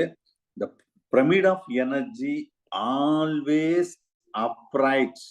எப்பவுமே அப்ரைட்டா தான் இருக்கும், never inverted. இதுதான் முக்கியமான கொஸ்டின். நிறைய எக்ஸாம்ல கேட்ட கொஸ்டின் சார், போன வருஷம் கேட்டாங்க சார் டிஆர்பில. நிறைய ஆல்வேஸ் அப்ரைட்டா தான் இருக்கும். பேஜ் நம்பர் 43ல இருக்கும், பாத்துக்கோங்க. மெட்டீரியல். சரியா? அப்ப எனர்ஜி ஃப்ளோ எப்படி இருக்கும்? Energy loss during that its flow. நான் ஏற்கனவே சொல்லிட்டேன், ப்ரொடியூசர்ல இருந்து producer, primary consumer, secondary, tertiary, quaternary போகும்போது எனர்ஜி லாஸ் ஆகும். One trophic level to the next trophic level. அப்ப சோலார் எனர்ஜி தான் ஃபர்ஸ்ட், அதான் ப்ரொடியூசர்ஸ். சரியா? அதுக்குள்ள வந்து இதுல வந்து ஸ்டெப் பை ஸ்டெப்பா சொல்லியிருக்கேன். இதுல இந்த ஆட்டோட்ரோஃப் ப்ரொடியூசர், இங்க இது கீழே டீகம்போசர் சொல்லிடுறாங்க. இதை கூட விட்டுருங்க, இது கூட டீகம்போசர்ஸ். சரியா? இந்த ப்ரொடியூசர்ஸ் இது சோலார் எனர்ஜி லைட் மூலம். The energy will be transmitted from one to another. So decrease the amount of the useful energy. சரியா? டிக்ரீஸ் ஆகும். ஃபர்ஸ்ட் லா ஆஃப் தெர்மோடைனமிக்ஸ் என்ன சொல்லியது? என்ன சொல்றாங்க? Energy can neither be created nor destroyed through it. It may be changed its the form. அதாவது light can be transmitted to work or heat. புரிஞ்சிருக்கும்னு நினைக்கிறேன். இந்த லைட் எனர்ஜி இருக்கு பாத்தீங்களா? இந்த லைட் எனர்ஜி, அதாவது தமிழ்ல என்ன சொல்லுவாங்க? ஃபர்ஸ்ட் லா ஆஃப் தெர்மோடைனமிக்ஸ்ல என்ன சொல்லுவாங்களே தமிழ்ல, ஆற்றலை ஆக்கவோ அழிக்கவோ முடியாது, ஒரு ஆற்றல் இன்னொரு ஆற்றலாக மாறும். இதுதான் கரெக்டா சொன்ன தமிழ். சொல்ற மீனிங் புரிச்சா? இதுதான் ஃபர்ஸ்ட் லா. இதுதான் சார் 2019 கேட்ட டிஆர்பி கொஸ்டின். 2019 கேட்ட கொஸ்டின். சரியா? அதாவது ஆற்றலை ஆக்கவோ அழிக்கவோ, இது ஆறாப்லயே படிச்சிருப்பீங்க. ஆற்றலை ஆக்கவோ அழிக்கவோ முடியாது, ஒரு ஆற்றல் இன்னொரு ஆற்றலாக மாறும். சரியா? இப்ப எலக்ட்ரிக் எனர்ஜி வந்து கைனடிக் எனர்ஜியா மாறக்கூடியது. அந்த மாதிரி நிறைய இது. சோ அதுதான் ஃபர்ஸ்ட் லா. செகண்ட் லா என்ன சொல்லுது? கொஸ்டின் கேட்ட இந்த ரெண்டு லால தான் கொஸ்டின் வரும். செகண்ட் லா என்ன சொல்லுது? Second law nothing. One trophic level to the next trophic level, the energy will be loss. அவ்வளவுதான் முடிஞ்சு. சோ கேட்ட question first law, second law, இந்த ரெண்டு தான் கொஸ்டின் வரும். Okay, right. சோ இதுல பேஜ் நம்பர் 44ல 10% லா, இதுவும் நிறைய எக்ஸாம்பிள்ல கேட்டிருக்காங்க சார். 10% லா ஒரு டயக்ராம் காமிக்கிறேன். எஸ், இதான் 10% லா. இதுல ரொம்ப முக்கியமான கொஸ்டின் 10% லா. 10% லான புட் ஃபோர்த் பை லிட்மேன். நீங்க உடனே எல்டன் போட்டுறாதீங்க. இது கொஸ்டினா வரலாம். யார் சொன்னாங்க 10% லா? யார் சொன்னாங்கன்னா இது வந்து லிட்மேன் சொல்லக்கூடியது. நீங்க உடனே பிரமிடு அப்படின்னா எல்டன் அப்படின்னு நினைச்சிடாதீங்க. கண்டிப்பா ஆப்ஷன் எல்டன் கொடுப்பாங்க. சரி, the transfer of food energy from one tropic level to the another tropic level, only about 10% will be stored at higher tropic level. Remaining 90% it is a loss. Very very very important sir. இந்த line page number 44ல இருக்குது. இப்போ நான் explain பண்றேன் பாருங்க. ரொம்ப பேர் இதுல தப்பா அண்டர்ஸ்டாண்ட் பண்ணிடுவாங்க. அதாவது இங்க பாருங்களேன், இங்க என்ன சொல்லிருக்காங்க? 30,000 30,000 ஜூல்ஸ் ப்ரொடியூசர்ல இருக்கு. அப்ப ஒரு டிராபிக்ல வந்து நெக்ஸ்ட் டிராபிக் லெவல் போகும்போது எனர்ஜி லாஸ் ஆகும்னு நம்மளுக்கு தெரியும். ஓகேவா? அது எவ்வளவு எனர்ஜி லாஸ் ஆகும்னு கேட்டா நல்லா கவனிங்க. 90% ஆஃப் எனர்ஜி லாஸ் ஆகுமா சார்? ஒன்லி 10% ஆஃப் எனர்ஜி தான் அடுத்த டிராபிக் லெவலுக்கே போகுமா? அதுக்கு இந்த பிக்சரை பார்த்தாலே உங்களுக்கு தெரியும் பாருங்க. இதுல 27,000 ஜூல்ஸ் எனர்ஜி லாஸ்ட். அப்ப மீதி எவ்வளவுதான் இருக்கும்? இந்த அடுத்தது வந்து இதுல 3,000 இருக்கு. 3,000 வந்து 300. 300ல இருந்து பாருங்க மேல ஒன்லி 30. அப்ப 10% of energy only one trophic level to next trophic level. 90% of energy will be lost through heat. ரொம்ப பேர் என்ன நினைப்பாங்க சொல்றேன், 90% வந்து அடுத்த டிராபிக் லெவல் போகும், 10% லாஸ் ஆகும்னு நினைப்பாங்க. கிடையாது கிடையாது கிடையாது. 90% லாஸ்ட் ஆகும். ஒன் டிராபிக்ல இருந்து நெக்ஸ்ட் டிராபிக் லெவல் போகும்போது 10% தான் போகும். அதை தான் நான் இந்த லைனை கொஞ்ச நேரம் முன்னாடி சொன்னேன். எத்தனை பேர் கவனிச்சிங்க தெரியல. அதாவது ஃபுட் செயின் ரொம்ப லாங்கா இருந்தா எனர்ஜி எஃபிஷியன்சி ரொம்ப கம்மியா இருக்கும்னு நான் சொன்னேன். ஞாபகம் இருக்கா? ஏன்னா ஃபுட் செயின் லாங்க போக போக போக போக என்ன ஆகும்? எனர்ஜி லாஸ் ஆகிட்டே இருக்கும். அப்ப shorter the food chain the more efficiency. இந்த லைன் நான் சொன்னேன். எத்தனை பேர் கவனிச்சிங்கன்னு எனக்கு தெரியல. Shorter the food chain more efficiency, longer the food chain lesser efficiency.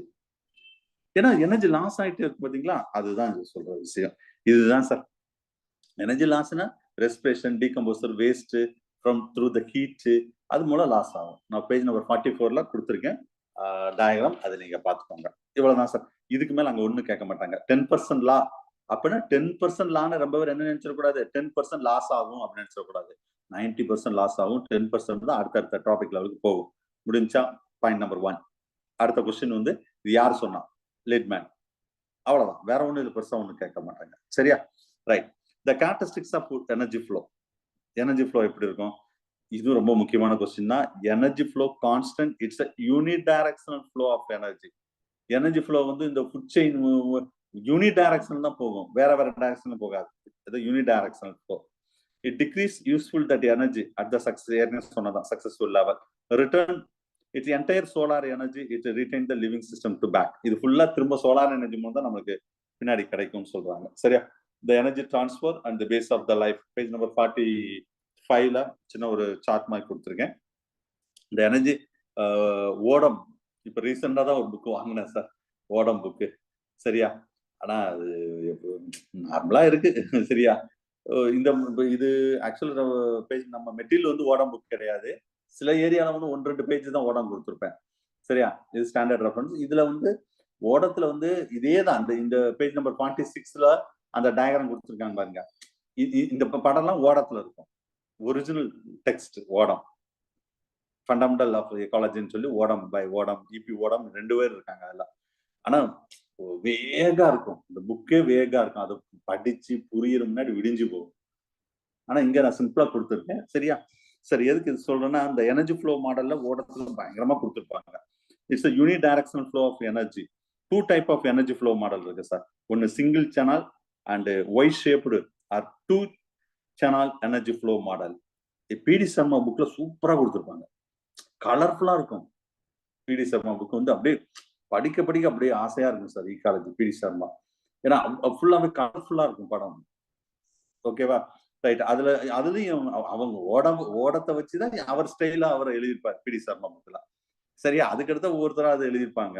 So அதுல வந்து இந்த ரெண்டுமே இருக்கு. இந்த 2 single channel and Y shaped இருக்குது. சிங்கிள் சேனல் இதுல மெட்டீரியல் பேஜ் நம்பர் 46ல கொடுத்துருக்கேன் பாருங்க. இங்கே நான் டிஸ்பிளே காமிக்கிறேன் இருங்க.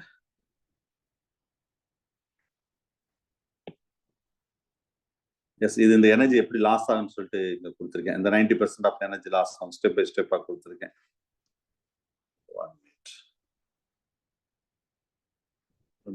Energy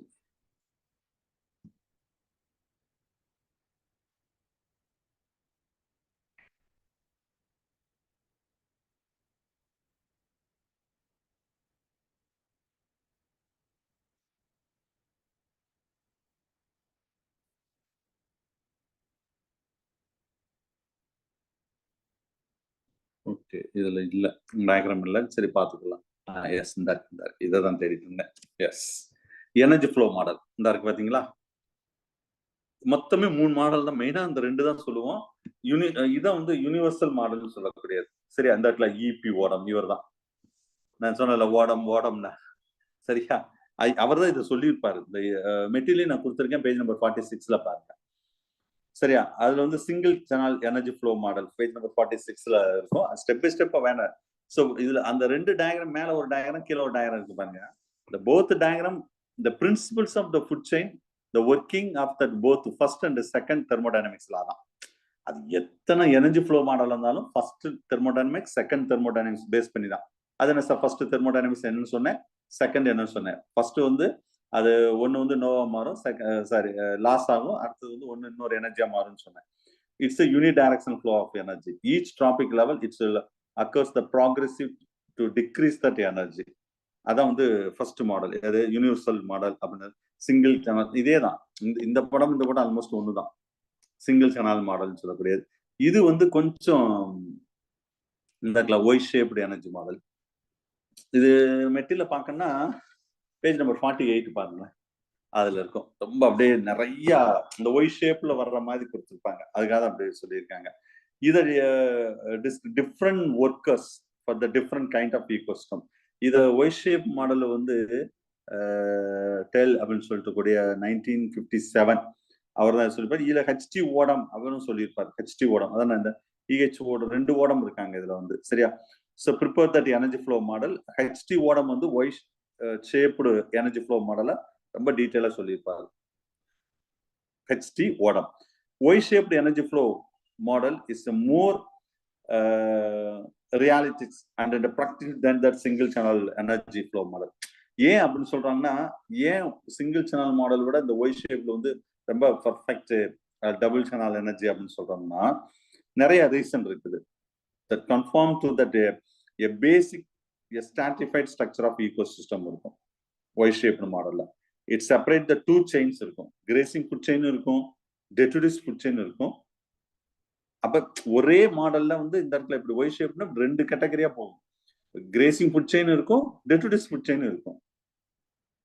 in the both time and space and micro consumers, macro consumers, different greatly in the size, the metabolic rate to the two models. So இதெல்லாம் வந்து அந்த ஃபர்ஸ்ட் மாடலை விட இது கொஞ்சம் பெஸ்ட்னு சொல்றாங்க ஒய் ஷேப்டு மாடல்.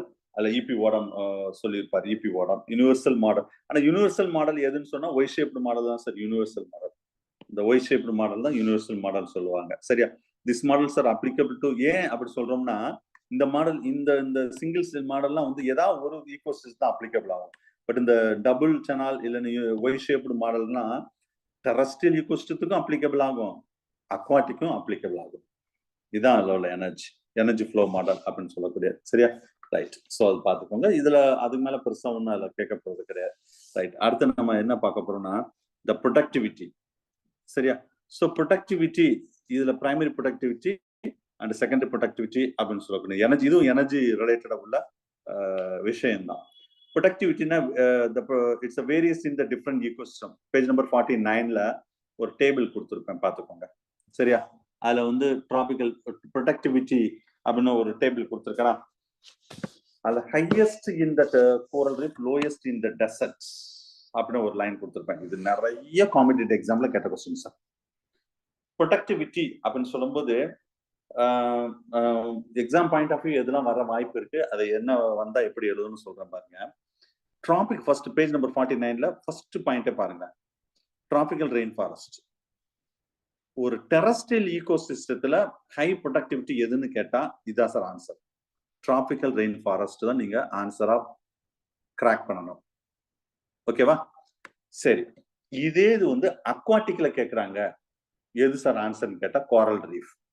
மெட்டீரியல் இருக்கு, கோரல் ரீஃப் ஹையஸ்ட் ப்ரொடக்டிவிட்டி. அது டிராபிக்கல் ரெயின் ஃபாரஸ்ட் எப்படின்னா அது வந்து ரொம்ப ஓவரா பனி இருக்காது, ஓவரா குளிர் இருக்காது, ஓவரா வெயில் இருக்காது. அது வந்து அந்த அந்த எப்படி சொல்றது, அந்த பிளான்ட்டோ அனிமலோ இருக்கிறதுக்கு ரொம்ப சௌகரியமா இருக்கும். அது அங்க ப்ரொடக்டிவிட்டி அதிகமா இருக்கு. Number 1 terrestrial. அக்வாட்டிக்ல பொறுத்தளவு coral reef is the best sir. Coral ரீஃப்னு உங்களுக்கு தெரியும், பவளப்பாறைகள்.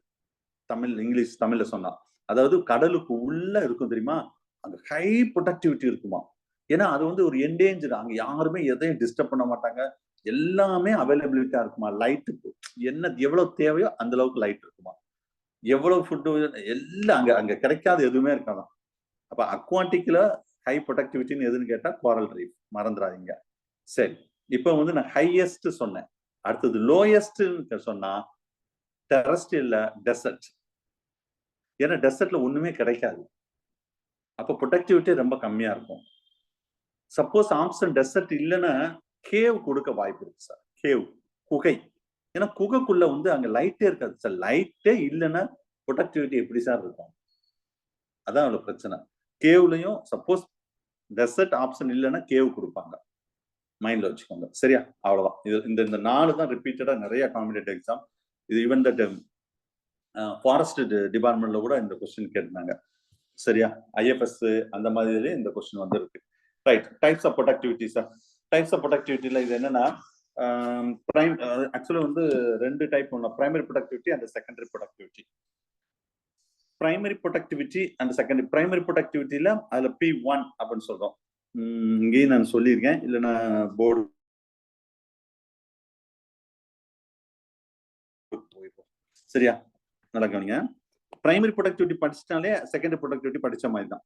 ப்ரொடக்டிவிட்டி 2 டைப் இருக்கு சார். அதுல ஃபர்ஸ்ட் பார்க்க போறது பிரைமரி ப்ரொடக்டிவிட்டி, P1 அப்படின்னு சொல்லுவாங்க. அப்ப the amount of organic matter or biomass the produced at the producer level during the given the period of time. அந்த ஒரு பர்டிகுலர் டயத்துல எவ்வளவு ப்ரொடியூசர், எவ்வளவு ப்ரொடியூசர்னு யாரு, ஆட்டோட்ரோப்ஸ் பிளான்ட், எவ்வளவு எனர்ஜி ப்ரொடியூஸ் பண்றாங்க. ஸோ அதை தான் நம்ம என்ன சொல்றாங்கன்னா பிரைமரி ப்ரொடக்டிவிட்டி அப்படின்னு சொல்றாங்க. சரியா? இதுல 2 இருக்கு. ஒன்னு வந்து cross primary productivity, net primary productivity அப்படின்றது. இது எப்படி சொல்லலாம்னா இந்த எப்படி சொல்லுவாங்க, ஜிபி கிராஸ் பிரைமரி ப்ரொடக்டிவிட்டி. சரியா? இதை வந்து பிஎன் அப்படின்னு நெட் பிரைமரி ப்ரொடக்டிவிட்டி அப்படின்னு சொல்லுவாங்க. ஃபர்ஸ்ட் கிராஸ் பிரைமரி ப்ரொடக்டிவிட்டி என்னன்னு பார்ப்போம். Cross primary the rate at which that organic compound are formed a green plants in the population of that green plant per unit area or unit time. ஒரு அதாவது and ஏரியானா அதாவது ஒரு குறிப்பிட்ட ஏரியால குறிப்பிட்ட டயத்துல அந்த கிரீன் பிளான்ட் எவ்வளவு எனர்ஜியை ப்ரொடியூஸ் பண்ணுது, அதுக்கு பேர் தான் gross primary productivity. Uses of that energy by அப்ப பிளான்ட் தான் இங்க. இதுல ரெண்டு maintain that steady states for அதே இது வந்து எவ்வளவு எனர்ஜியை வேஸ்ட் பண்ணுது. இப்ப ரெஸ்பிரேஷன் நடக்கும் பிளான்ட்ல, சில இது வந்து ஸ்டோரேஜ் கொடுக்கும், ஸ்டோரேஜும் பண்ணும். சரியா? ரெஸ்பிரேஷன் அதாவது எனர்ஜி வந்து இப்போ ஒரு 100% நம்மளுக்கு கிடைக்காது இல்லை சார், சிலது லாஸும் ஆகும்ல. அப்ப ரெஸ்பிரேஷன் மூலம் லாஸ் ஆகும். ஸ்டோரேஜ்ல அப்ப இந்த பிளான்ட் எவ்வளவு ஸ்டோர் பண்ணுது அதை தான் நம்ம வந்து நம்ம ரெஸ்பிரேஷன் இதுக்கு ஒரு இது கூட சொல்லுவாங்க. இப்ப கிராஸ் பிரைமரி ப்ரொடக்டிவிட்டி அப்படின்னு வச்சுக்கோங்களேன், எப்படி சார் இருக்குன்னு கேட்டா net primary productivity plus respiration, இது எல்லாம் சேர்ந்தாதான் நம்மளுக்கு இது என்ன சொல்லுவாங்க, கிராஸ் பிரைமரி ப்ரொடக்டிவிட்டி நம்ம சொல்லலாம். ஓகேவா? ஏன்னா எனர்ஜி லாஸ் ஆகுது. இது நெட் பிரைமரி ப்ரொடக்டிவிட்டி வச்சுக்கோமே, to building the biomass or storage the energy by green plants. எப்படி? the unit time or area, ஒரு பர்டிகுலர் டயத்துல பர்டிகுலர் ஏரியால எவ்வளவு எனர்ஜியை ஸ்டோர் பண்ணி வைக்குது. அப்ப ஒரு நெட் பிரைமரி ப்ரொடக்டிவிட்டி எதை சார் சொல்லுவோம்னு கேட்டா ஒரு gross primary productivity minus respiration. புரிஞ்சிருக்கும்னு நினைக்கிறேன். இங்க பிளஸ் ரெஸ்பிரேஷன்னா கிராஸ் பிரைமரி ப்ரொடக்டிவிட்டி, மைனஸ் ரெஸ்பிரேஷன்னா நெட் பிரைமரி ப்ரொடக்டிவிட்டி. சரியா? இன்னும் உங்களுக்கு புரியும்படி சொல்லணும்னா கிராஸ் சேலரி நெட் சேலரி ஞாபகம் வச்சுக்கோங்க. இப்ப பிஜி அசிஸ்டன்ட் ஆறீங்க, ஒரு பிஜி அசிஸ்டன்ட் ஆகும்போது உங்களுக்கு வந்து நார்மலா கிராஸ் சேலரி, அதாவது அதே மறந்து வச்சு எனக்கு சரியா என்னென்ன. ஏன்னா முன்னாடிலாம் ஃபர்ஸ்ட் நான் ஜாயின் பண்ணும் போதெல்லாம் சேலரி வந்து கவர்ல வச்சு கேஷா தான் கொடுப்பாங்க. அது ஒரு சந்தோஷமா இருந்துச்சு சார், உண்மையை சொல்றேன் நானு. ஏன்னா கேஷ் வந்து கரெக்டா அந்த 1ஆம் தேதி முன்னாடி போய் பேங்க்ல போய் எடுத்துட்டு சரி பேங்குக்கு போய் எடுத்து வந்து கேஷ். இப்ப வந்து கேஷ் வர்றதுன்னு தெரியல, போறதுன்னு தெரியல, அதாவது அக்கௌண்ட்ல போகுது, ஃபுல்லாவே நம்ம அக்கௌண்ட் போகுது. ரைட். எனிவே இப்ப சேலரி வாங்குறோம்னு வச்சுக்கோங்களேன், அதுல நிறைய விஷயங்கள் இருக்குது. கிரேட் பே இருக்குது, அது மாதிரி டிஏ இருக்குது. சரியா? நமக்கு என்ன ஒரு பிஜி அசிஸ்டன்ட்க்கு சொல்றேன் நான், உங்களுக்குன்னு ஒரு கிரேட் பே இருக்கும், பேசிக் பே. கிரேட் பே பேசிக் பே, அதுக்கு அடுத்து கிரேட் பே இல்ல, அது வரும் ஒரு பேசிக் பே. சரியா? ஒரு பேசிக் பே சொன்னேன், அது பேசிக் பேக்கு அடுத்து டிஏ. சரி சரி, இதெல்லாம் கொஞ்சம் இதுக்காவது படிங்க. அதாவது மழை பெஞ்சாலும் சரி, 110 டிகிரி வெயில் அடிச்சாலும் சரி, வருஷத்துக்கு 2 தடவை டிஏ வந்து சென்ட்ரல் கவர்மெண்ட் இன்க்ரீஸ் பண்ண, நம்மளுக்கு இன்க்ரீஸ் பண்ணிடுவாங்க டிஏ வருஷத்துக்கு 2 தடவை. சரியா? அதுக்கு அடுத்து இன்க்ரிமெண்ட் எல்லாம் இருக்கு, வருஷத்துக்கு ஒரு தடவை இன்க்ரிமெண்ட் கிடைக்கும். நீங்க கிளாஸ் எடுத்தாலும் சரி எடுக்காட்டாலும் சரி இன்க்ரிமெண்ட். வேற என்ன கொடுப்பாங்க, வேற என்ன மறந்து வச்சு, ஹெச்ஆர்ஏ. எஸ், ஹெச்ஆர்ஏ அதாவது வீட்டு வாடகை. நம்ம இருக்கிறது சொந்த வீடா இருந்தாலும் கவர்மெண்ட் நம்மளுக்கு வாடகை தரும், ஹெச்ஆர்ஏ. வேற என்ன தருவாங்க, மெடிக்கல் அலோன்ஸ் தருவாங்க நினைக்கிறேன். யா, மெடிக்கல் அலோன்ஸ் தருவாங்க. சரியா? இதுல சப்போஸ் நீங்க சிட்டில வேலை பார்த்தீங்கன்னு வச்சுக்கோங்களேன், நல்லா கவனிங்க. உங்க சிட்டினா கார்பரேஷன் சிட்டி, சென்னை கார்பரேஷன் எங்கெங்க தமிழ்நாட்டுல இருக்கோ அது ஃபுல்லாவே வச்சுக்கோங்க. கோயம்புத்தூர், மதுரை, இப்பதான் நிறைய கார்பரேஷன் வந்துருச்சா. சிட்டி கண்ட்ரோல்ல உள்ள கார்பரேஷன் ஸ்கூல்ல நீங்க வேலை பார்த்தா மீட் பண்ணுங்க சார். வேலை பார்த்தா நார்மலா சேலரி வாங்குறவங்களை விட ஒரு 2000 ரூபாய் எக்ஸ்ட்ரா வாங்குவீங்க சார் சேலரி, கார்பரேஷன்ல வேலை பார்த்தா. யோசிச்சு பாருங்க. ஏன்னா அங்க வந்து வீட்டு வாடகைலாம் அதிகமா இருக்குன்னு சொல்லி அது தனியா சிசி அலவன்ஸ்னு சொல்லுவாங்க. அப்ப அது இருந்தா கார்பரேஷன் அலவன்ஸ் சொன்னா இது எல்லாம் சேர்ந்துதான் நம்ம என்ன சொல்லுவோம், கிராஸ் சேலரி. டோட்டலா எவ்வளவு சேலரி, ஒரு முதல் ஒரு 50,000 சும்மா ரஃபா சொல்றேன், ஒரு 50,000 சொல்றோம். ஆனா நான் 50,000 நம்ம கைக்கு வருமா? வராது. என்ன செய்வாங்க தெரியுமா, அந்த பேசிக் பே இருக்கு பாத்தீங்களா, அதுல இருந்து 10% வந்து சிபிஎஸ் கான்ட்ரிபியூட் பென்ஷன் ஸ்கீம்னு சொல்லிட்டு இப்போ ரஃபா நான் உங்களுக்கு சும்மா புரியுறதுக்காக நான் சொல்றேன். இப்போ ஒரு 10,000 ரூபாய் உங்களுக்கு 10,000 ஒரு 5,000 வச்சுக்கணுமே, ஒரு 5,000 ரூபாய் உங்களுக்கு பிடிக்கிறாங்கன்னா கவர்மெண்ட்டும் ஒரு 5,000 போட்டு உங்களுக்கு உங்க இதுல அக்குமுலேட் ஆயிட்டே இருக்கும். இதுக்கு ஐ திங்க் 8% இன்ட்ரெஸ்டும் கொடுப்பாங்கன்னு நினைக்கிறேன். யா 8% எனக்கு ஞாபகம் இல்ல, ரஃபா சொல்றேன். இந்த ரெண்டுக்கும் சேர்ந்து 8% இன்ட்ரெஸ்டும் கொடுப்பாங்க உங்களுக்கு மாசம். சரியா? இது மட்டும் கிடையாது. அடுத்தது மெடிக்கல் அலவன்ஸுக்கு ஒரு 150 ரூபாய் எவ்வளவு பிடிப்பாங்கன்னு நினைக்கிறேன் சார். ஏதாவது நம்மளுக்கு நோய் வந்தா இந்த 150 மாசம் 115 தான் நினைக்கிறேன், மறந்து வச்சு. அது எனக்கு 200 150 சரியா ஞாபகம் இல்ல. அது 150 வச்சுக்கோங்க. என்ன செய்வாங்கன்னா மெடிக்கல் அலவன்ஸ் சப்போஸ் நம்மளுக்கு ஏதாவது எமர்ஜென்சிக்கு நம்ம ஒரு வருஷத்துல ஐ திங்க் 4 lakhs நினைக்கிறேன். யா 4 lakhs தான், 5 lakh கரெக்டா எனக்கு தெரியல. இனிமே 4 lakhs வச்சுக்கிடுவோம். ஏதாவது ஒரு எமர்ஜென்சிக்கு உங்களுக்கு மட்டும் கிடையாது, உங்க ஃபேமிலி மெம்பருக்கு ஏதாவது ஒரு எமர்ஜென்சி, ஏதாவது ஹாஸ்பிட்டல்ல நீங்க சேர்த்தா அதுக்குன்னு ஸ்பெஷல், அதுக்கு எல்லாத்துக்கும் காய்ச்சலுக்குலாம் தர மாட்டாங்க. முக்கியமான ஏதாவது டிசீஸ் இல்லைன்னு ஏதாவது சின்ன சர்ஜரி அந்ததுன்னா நீங்க ஒரு மாசத்துக்கும் 150 ரூபாய் தான் கட்டுறீங்க. ஆனா நீங்க கவர்மெண்ட் உங்களுக்கு எவ்வளவு தருது? 4 லட்சம் தருது ஒரு வருஷத்துக்கு. 4 லட்சம் நீங்க யூட்டிலைஸ் பண்ணிக்கலாம் ஒரு வருஷத்துக்குள்ள. யூஸ் பண்ணலாம் அடுத்த அது லாப்ஸ் அடுத்த வருஷம் நம்ம 150 ரூபாய் 150 rupees கட்டுவோம். சரியா? சோ இதெல்லாம் கழிச்சது போக நான் சொன்ன இந்த 10% சிபிஎஸ்சி, இந்த மெடிக்கல் அலவன்ஸ் இதெல்லாம் கழிச்சது போக நம்மளுக்கு திரும்ப ஒரு 50,000 ஒரு 45,000 சம்திங்னு வச்சுக்கோங்களேன். நான் எக்ஸாம்பிள் சும்மா 45,000 நம்ம அக்கௌண்ட்ல ஏறும். இதுக்கு பேரு தான் நெட் சேலரி அப்படின்னு சொல்றோம். இது கிராஸ் சேலரி, இது நெட் சேலரி. அதே கேஸ் தான் இங்கேயும். ஏன் சார் இதெல்லாம் இதை சொன்னீங்க? அட்லீஸ்ட் இதுக்காவது படிங்க சார். இந்த 4 lakhs வந்து நீங்க மட்டும் கிடையாது, உங்க மிஸ்ஸஸ்னா உங்க மிஸ்ஸஸ், உங்க சார்னா உங்க சாரு, உங்களுக்கு 3 குழந்தைகள் இருந்தா 2 குழந்தைகளுக்கும் இந்த யூட்டிலைஸ் பண்ணிக்கலாம். நீங்க அன்மேரிடா இருக்கேன் சார், நான் இன்னும் மேரேஜே பண்ணல, பிஜிஎஸ்டி ஆன பிறகு தான் மேரேஜே பண்ண நினைக்கிறேன், அதுக்குள்ள எங்க சார் நான் எனக்கு எப்படி சார் மிஸ்ஸஸ் என் குழந்தைகள் அப்படின்னு கேட்டா உங்க பேரண்ட்டுக்கு யூஸ் ஆகும் அன்மேரிடா இருந்தால். மேரிடா இருந்தா பேரண்ட் தூக்கிடுவாங்க, ஞாபகம் வச்சுக்கோங்க. உங்க ஃபேமிலி மெம்பர்ஸ் மட்டும் தான் இது யூட்டிலைஸ் பண்ண முடியும். நீங்க போய் அதுக்குன்னு நிறைய எல்லா ஹாஸ்பிட்டலும் மேக்ஸிமம் இருக்கு.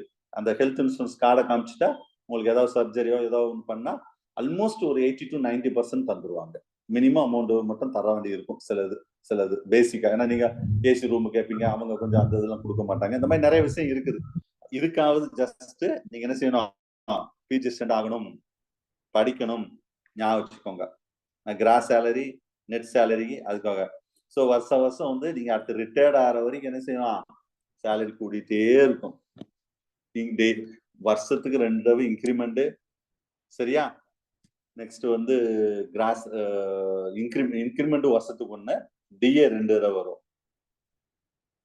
இது நிறைய சொல்லிட்டே இருக்கலாம். சப்போஸ் பே கமிஷன் வந்தா அது இன்க்ரீஸ் ஆகும். சரியா? நீங்க 10 வருஷம் ஆன பிறகு திரும்ப 10 வருஷத்துக்கு அடுத்து ஒரு இன்க்ரிமெண்ட் கிடைக்கும் எக்ஸ்ட்ரா. 20 வருஷம் சர்வீஸ் பண்ணிட்டா அதுக்கு ஒரு இன்க்ரிமெண்ட் கிடைக்கும். நீங்க அடுத்த ஹெச்எம்ஆனா ஐ திங்க் 6% நினைக்கிறேன், 3% 6% சேலரி அப்படியே இன்க்ரீஸ் ஆகும் ஹெட் மாஸ்டர் ஆனா. இதெல்லாம் புரிஞ்சிட்டு தயவு செய்து படிங்க. நெக்ஸ்ட் நீங்க டைரக்டா பரவாயில்ல ஒரு 5 நிமிஷம் ஆனாலும் பரவாயில்ல, எனக்கு ஒரு பிஜி அசிஸ்டண்டா போறீங்கன்னு வச்சுக்கோங்களேன், பிஜிடியா போறீங்கன்னு வச்சுக்கோங்களேன், அடுத்த ப்ரொமோஷன் வந்து ஹையர் செகண்டரி ஸ்கூலோட ஹெட் மாஸ்டர் தான் உங்களுக்கு ப்ரொமோஷன். HM head master. இதுல ஹை ஸ்கூல் இருக்கும், அதாவது ஹையர் செகண்டரி என்னன்னு தெரியும், 6th to 12th வரைக்கும் இருக்கும். ஹை ஸ்கூல் வந்து 6th to 10th வரைக்கும் இருக்கும். இதுவும் ஹெச்எம் தான். சரியா? ஆனா ஒரு டைரக்டா பிஜி அப்பாயின்மெண்ட் ஆனவங்க இந்த போஸ்டுக்கு போக முடியாது, ஹை ஸ்கூல் ஹெட் மாஸ்டர் ஆக முடியாது. ஏன், என்ன சார் காரணம் அப்படின்னு கேட்டா, ஹை ஸ்கூல் ஹெட் மாஸ்டர் சம்பளமும் பிஜி சம்பளமும் சேம், 2 பேருக்கு சேம் ஸ்கேல் தான். அவ எப்பவுமே வந்து இந்த PG assistant high school HM மதிக்கவே மாட்டாங்க. பேரு தான் ஹெச்எம், சம்பளம்லாம் ஒண்ணுதானே அப்படின்னு சொல்லுவாங்க. ஸோ டைரக்டா நம்ம என்ன செய்யலாம், higher secondary school 11th 12th அதாவது 6th to 12th உள்ள ஸ்கூலுக்கு தான் நம்மளுக்கு ப்ரொமோஷன் கிடைக்கும், தெரிஞ்சுக்கோங்க. இதுக்கு அடுத்து அடுத்த ப்ரொமோஷன் டிஇஓ, இதுக்கு அடுத்து சிஇஓவும் போகலாம். ஏஜ் ரொம்ப கம்மியா இருந்தா ஜேடி, டைரக்டர் அப்படி போயிட்டே இருக்கலாம். ஏஜ் ரொம்ப கம்மியா இருக்கிறவங்க, இந்த லாஸ்ட் செட்டுலாம் அப்படியே fresh hand sir. Second year BEd படிச்சுட்டு இருக்கேன். எம்எஸ்சி முடிச்சுட்டு பிஎட் செகண்ட் இயர் படிச்சாங்க. 1 இயர் எங்க படிச்சாங்க. கரெக்டா அவங்க பிஎட் முடிக்கிறாங்க. இங்க எக்ஸாம் வருது, பாஸ் பண்ணி உள்ள போயிட்டாங்க. 3 பேர் அப்படி. அவங்களாம் மேபி ஜேடி லெவல் போறாங்களோ என்னமோ, சிஓ லெவல் போயிடுவாங்க, சீஃப் எஜுகேஷன் ஆபீசர். வாய்ப்பு நிறைய இருக்கு. இதெல்லாம் ப்ரொமோஷன்ல உள்ள விஷயங்கள். சரியா? சோ பாத்துக்கோங்க, இவ்வளவு ஆப்பர்ச்சுனிட்டி இருக்கு. கொஞ்சம் கஷ்டப்பட்டா லைஃப் லாங்கா ரிட்டையர்ட் ஆகிற வரைக்கும் நிம்மதியா இருக்கலாம். சேலரி இன்க்ரீஸ் ஆகிட்டே இருக்கும். எதை பத்தி நம்ம கவலைப்பட தேவையில்ல. வெயில் அடிச்சாலும் சரி, வெயில் அடிக்காதாலும் சரி, மழை பெஞ்சாலும் சரி, மழை பெய்யாதாலும் சரி, பார்த்துக்கோங்க. இதுக்காவது கொஞ்சம் ஹார்ட் ஒர்க் பண்ணுங்க, பிஜி அசிஸ்டன்ட் ஆகிக்கோங்க. ஒரு ஸ்கூல்ல நல்லா ஞாபகம், ஒரு ஸ்கூல்ல வந்து நல்ல ஹெச்எம், ஒரு ஹையர் செகண்டரி ஸ்கூல்ல ஹெட்மாஸ்டர் தான் டாப், அவர் தான் மெயின். அதுக்கடுத்து பிஜி தான், அதுக்கடுத்து பிடி அசிஸ்டன்ட், அதுக்கடுத்து தான் second grade SGT, second grade teacher இல்ல ஸ்பெஷல் டீச்சர். அவங்கலாம் ஒரு ஹெட்மாஸ்டர்லாம் சும்மா டம்மி தான், ஓப்பனா சொல்றேன். இந்த பிஜி இருக்காங்க பாத்தீங்களா, ஒரு 7, சில ஸ்கூல்ல 7 பேர், சின்ன ஸ்கூல்னு சொல்றாங்க, சில ஸ்கூல்ல 9 பேர், பெரிய ஸ்கூல்ல நிறைய இருப்பாங்க. இருக்கிறதுல சின்ன ஸ்கூல் நான் சொல்றேன். இந்த 7 பேர், இந்த 9 பேர் தான் இந்த கச்சமா ஆட்டி படைப்பாங்க. இவங்க சொல்றதுதான் இந்த கச்சமும் கேட்பாரு, இவங்க சொல்றதெல்லாம் பெருசா கேட்க மாட்டாரு. ஏன்னா ஏஹெச்எம் யார் இருப்பாங்கன்னா இந்த பிஜி அசிஸ்டன்ட் தான் இருப்பாங்க. இப்ப நான் எங்க ஸ்கூல்ல நான் தான் ஏஹெச்எம். அப்ப என்ன டெசிஷன் எடுத்தாலும் என்கிட்ட தான் கேட்பாரு. நான் மத்த பிஜி அசிஸ்டன்ட் அதுக்கு கன்வே பண்ணுவேன். ஒரு இவர் ஸ்கூல்ல இல்லைன்னா இவங்க தான் கண்ட்ரோல் வச்சிருப்பாங்க. ஸ்கூல்ல ஃபுல்லா கண்ட்ரோல் இவங்க கையில தான் இருக்கும். அதுல யார் சீனியரோ அவங்க தான் ஏஹெச்எம் இருப்பாங்க. இப்ப நான் எங்க ஸ்கூல்ல சீனியர்னா ஹெச்எம் இல்லைன்னா நான் தான் அன்னைக்கு ஹெச்எம். சரி, இதுல என்ன ஜோக்லாம் இருக்கு. நானாவது நிறைய வருஷம் ஆயிடுச்சு, இப்ப ஏஹெச்எம்மா இருக்கேன். சிலர்லாம் நம்ம சில இந்த நார்த் டிஸ்ட்ரிக்ட்லாம் ஹெச்எம்மே இருக்க மாட்டாங்க சார். ஃப்ரெஷ்ஷா போனவங்கள நம்ம ஸ்டூடெண்ட் வந்து டிராயிங் பவரோட இருந்தாங்க. அதாவது கெஜெட்டர் ஆபீசரோட சம்பளமே அவங்க தான் போடுவாங்க. நானும் எங்க ஸ்கூல்ல ஒரு ஒரு 1.5 வருஷம் ஹெச்எம்மே வரல. நான் ஃபுல்லா டிராயிங் பவரோட தான் இருந்தேன். சம்பளமே நம்ம சைன் போட்டு தான் சம்பளம் வாங்கி மற்ற டீச்சர்ஸ் கொடுப்போம். இந்த மாதிரி அது இது நான் சொன்னா உங்களுக்கு புரியாது சார். நீங்க அந்த உள்ள வாங்க, அப்பதான் அதோட போஸ்டோட அருமை தெரியும் சார். நான் சொன்னாலும் என்னமோ சார் சொல்றாரு அப்படின்னு, ஏன்னா நான் அனுபவிச்சுட்டு இருக்கிறவா நான் சொல்றேன். நான் அது ஒரு கெத்துன்னு சொல்லலாம். சொன்னேன் PG assistant green ink use பண்ணலாம். நீங்க அந்த ஸ்கூலையே பிஜி அசிஸ்டன்ட் தான் சார் ரன் பண்ணுவாங்க. இருக்கிற பிஜி அசிஸ்டன்ட் தான் ரன் பண்ணுவாங்க. அது இருக்கலே பயாலஜி ஸ்டாஃப், நீங்க பயாலஜியோ சுவாலஜியோ ஏதோ போக போறீங்க, இருக்கல வேலையே கிடையாது. ஒரு பிசிக்ஸோ ஒரு கெமிஸ்ட்ரியோ மேக்ஸோ மாங்குன்னு கிளாஸ் எடுப்பாங்க. ஏன்னா பாஸ் பண்ண வைக்கிறது இவங்களுக்குலாம் ரொம்ப ரொம்ப கஷ்டம். நம்மளால ஈஸியா பாஸ் பண்ணிட்டு போயிட்டே இருப்போம். பயாலஜி ஆல் பாஸ் முடிஞ்சு வச்சு, யாரும் உங்களை எந்த இதுவும் கேட்க போறது கிடையாது. சரியா? ரைட். எனிவே ரொம்ப சொல்லிட்டேன், ஒரு 10 நிமிஷம் எடுத்துக்கிட்டேன், பரவாயில்ல. எதுக்கு ஒரு சின்ன மோட்டிவேஷன் தான். தயவு செய்து படிங்க, எவ்வளவு ஆப்பர்ச்சுனிட்டி இருக்கு. அது மாதிரி லேடிஸுக்கு ஒரு டீச்சர் ஜாப் மாதிரி ஒரு ஆப்டான ஜாப்பே கிடையாது. நல்லா ஞாபகம். லேடிஸுக்கு டீச்சரை விட ஆப்டான ஜாப். இப்போ வந்து பேங்க் டிஎன்பிசில போறீங்க, ஒரு பேங்க்ல உட்காந்துக்கிட்டு நீங்க சார் நீங்களா கேஷரா இதுல உட்காந்துருக்கீங்க, முன்னாடி வரிசையா நிப்பாங்க, ஒரு டீ கூட குடிக்க முடியாது. ஒரு ரெஸ்ட் ரூம் போனாலும் நம்ம வரும்போது தான் எங்கிட்ட தொலைஞ்சு போயிடுறாங்கன்னு சொல்லுவோம். நம்மளா இருந்தாலும் அப்படிதான் சொல்லுவோம்.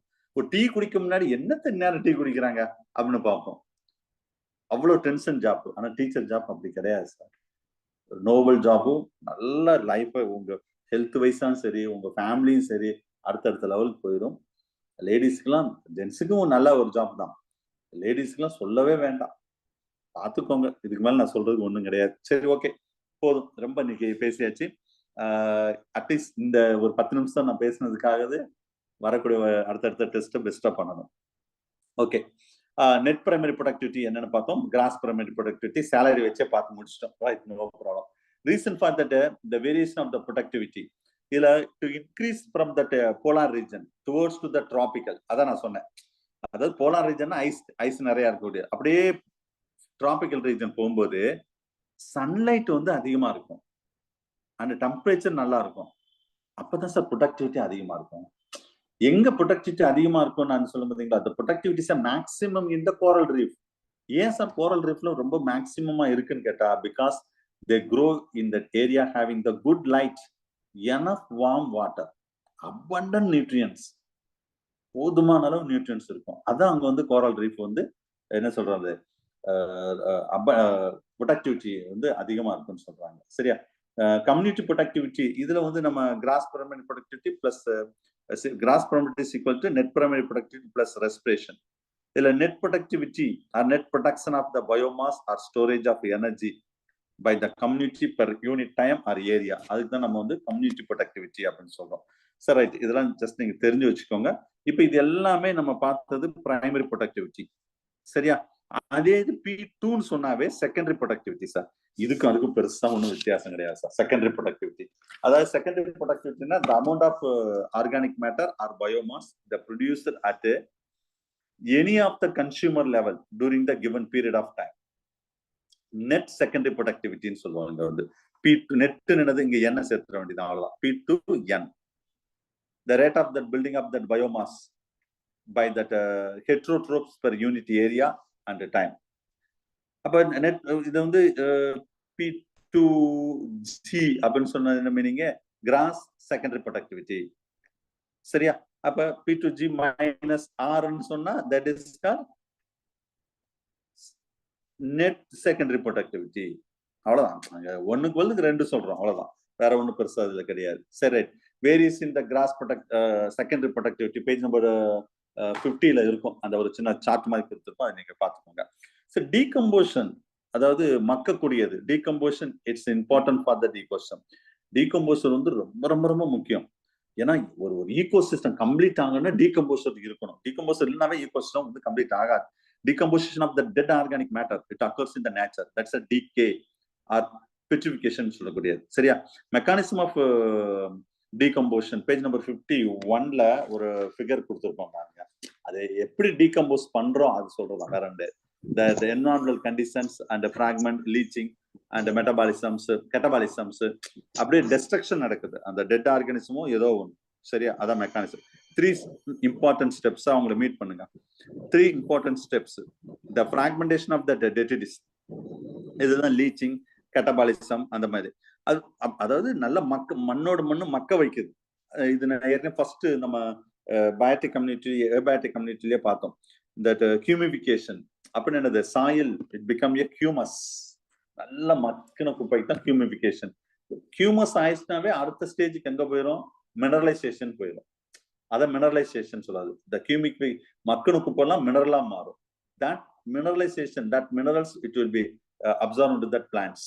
அப்ப பிளான்ட்டுக்கு அடுத்த போகும். இப்படியே போயிட்டே இருக்கும். சிக்னிஃபிகன்ட் பார்க்கும்போது த factor to affecting the decomposer இல்லைன்னா இதுல நடக்கவே நடக்காது. ஒரு ஹியூமிஃபிகேஷன் நடக்காது, ஒரு மினரலைசேஷன் நடக்காது. அவ்வளவு important the decomposers. It's a climatic factor, the chemical quality of the detritus, everything will be to maintain that. Okay, I தெரிஞ்சுக்கோங்க. ecological efficiency அப்படின்னும்போது இதில் தான் நான் அந்த ஒரு சார்ட் காமிச்சேன். இந்த ecological efficiency, இதுல வந்து ecological efficiency, the percentage of energy transferred from one tropic level to the next tropic level, page number 52. சரியா? இதுல இம்பார்ட்டன்ட் எஃபிஷியன்சி டு மெஷர்ஸ்ல ஃபார்முலா கொடுத்துருக்கேன் பாருங்க. அதுல வந்து போட்டோசிந்தட்டிக் எஃபிஷியன்சி அப்படின்னு என்ன சொல்றோம், gross primary productivity divided by incident total solar energy into 100. அவ்வளோ. சும்மா ஜஸ்ட் நீங்க ஃபார்முலா மட்டும் பாருங்க. It's generally it's varies from 1 to 5%. Net production of எஃபிஷியன்சினா net primary productivity divided by the gross primary productivity into 100. இது around 50%. The efficiency to measure that consumer it included. இதுல assimilation efficiency அப்படின்னு இங்க சொல்லிட்டா, sorry ஒரு நிமிஷம், assimilation efficiency AE. அப்போ இந்த food energy assimilated by food energy ingested எவ்வளவு இந்த இதுல கொடுத்துருக்கோம் இன்டு 100. ஃபார்முலா மட்டும் தெரிஞ்சுக்கோங்க, வேற ஒன்றும் அது பெருசா ஒன்றும் கேட்க மாட்டாங்க sir. ecological efficiency-னா the energy of the biomass production at the one tropic level divided by energy of the biomass production at the previous tropic level. அதுக்கு முந்தின tropic level எவ்வளவு இருந்தது இன்டு 100 போட்டா ecological efficiency நமக்கு வந்துடும். சரியா? So these are the important points. ecological equilibrium, இது வந்து பேலன்ஸ் ஆஃப் த நேச்சர் அப்படின்னு ஒண்ணு இருக்கு. இது அந்த அளவுக்கு நம்ம டைரக்டா நம்ம சிலபஸ் கிடையாது, சும்மா அதோட ரீட் பண்ணி மட்டும் விடுங்க போகும். ecological efficiency சொல்லக்கூடியது இல்ல dynamic nature of the equilibrium, constant of the population, இதெல்லாம் வந்து நியூட்ரியன் சைக்கிள்ஸ் அண்ட் சிக்னிஃபிகன்ஸ் சும்மா ஒரு ரீட் பண்ணுங்க. சும்மா அதோட கண்டினியூஷனுக்காக அதை கொடுத்துருக்கேன், வேற ஒண்ணு இதுல பெருசா ஒன்றும் கிடையாது. சரியா? ரைட். ஸோ அதுக்கு அடுத்து நம்ம பார்க்க போறது பயோ ஜியோ கெமிக்கல் சைக்கிள். இதுல அடுத்த டாபிக் அவ்வளவுதான் சார். பிரமிட் ப்ரொடக்டிவிட்டி முடிஞ்சு சரியா. ஸோ இப்போ நெக்ஸ்ட் நம்ம பார்க்க போறது பயோ ஜியோ கெமிக்கல் சைக்கிள். இதோட இக்காலஜி லெசனே முடியுது, இக்காலஜி டாபிக்கே முடியுது. Bio Jio chemical cycle. Okay,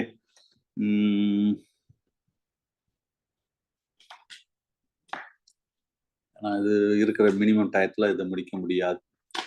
bio Jio chemical cycle இது வேணா நெக்ஸ்ட் கிளாஸ் வேணா நம்ம பார்ப்போம். Bio Jio chemical cycle. Okay, so introduction மட்டும் வேணா பயோ ஜியோ கெமிக்கல் சைக்கிள்னா அதை பயோ பிளஸ் ஜியோ ரெண்டையும் சேர்க்கிறோம்.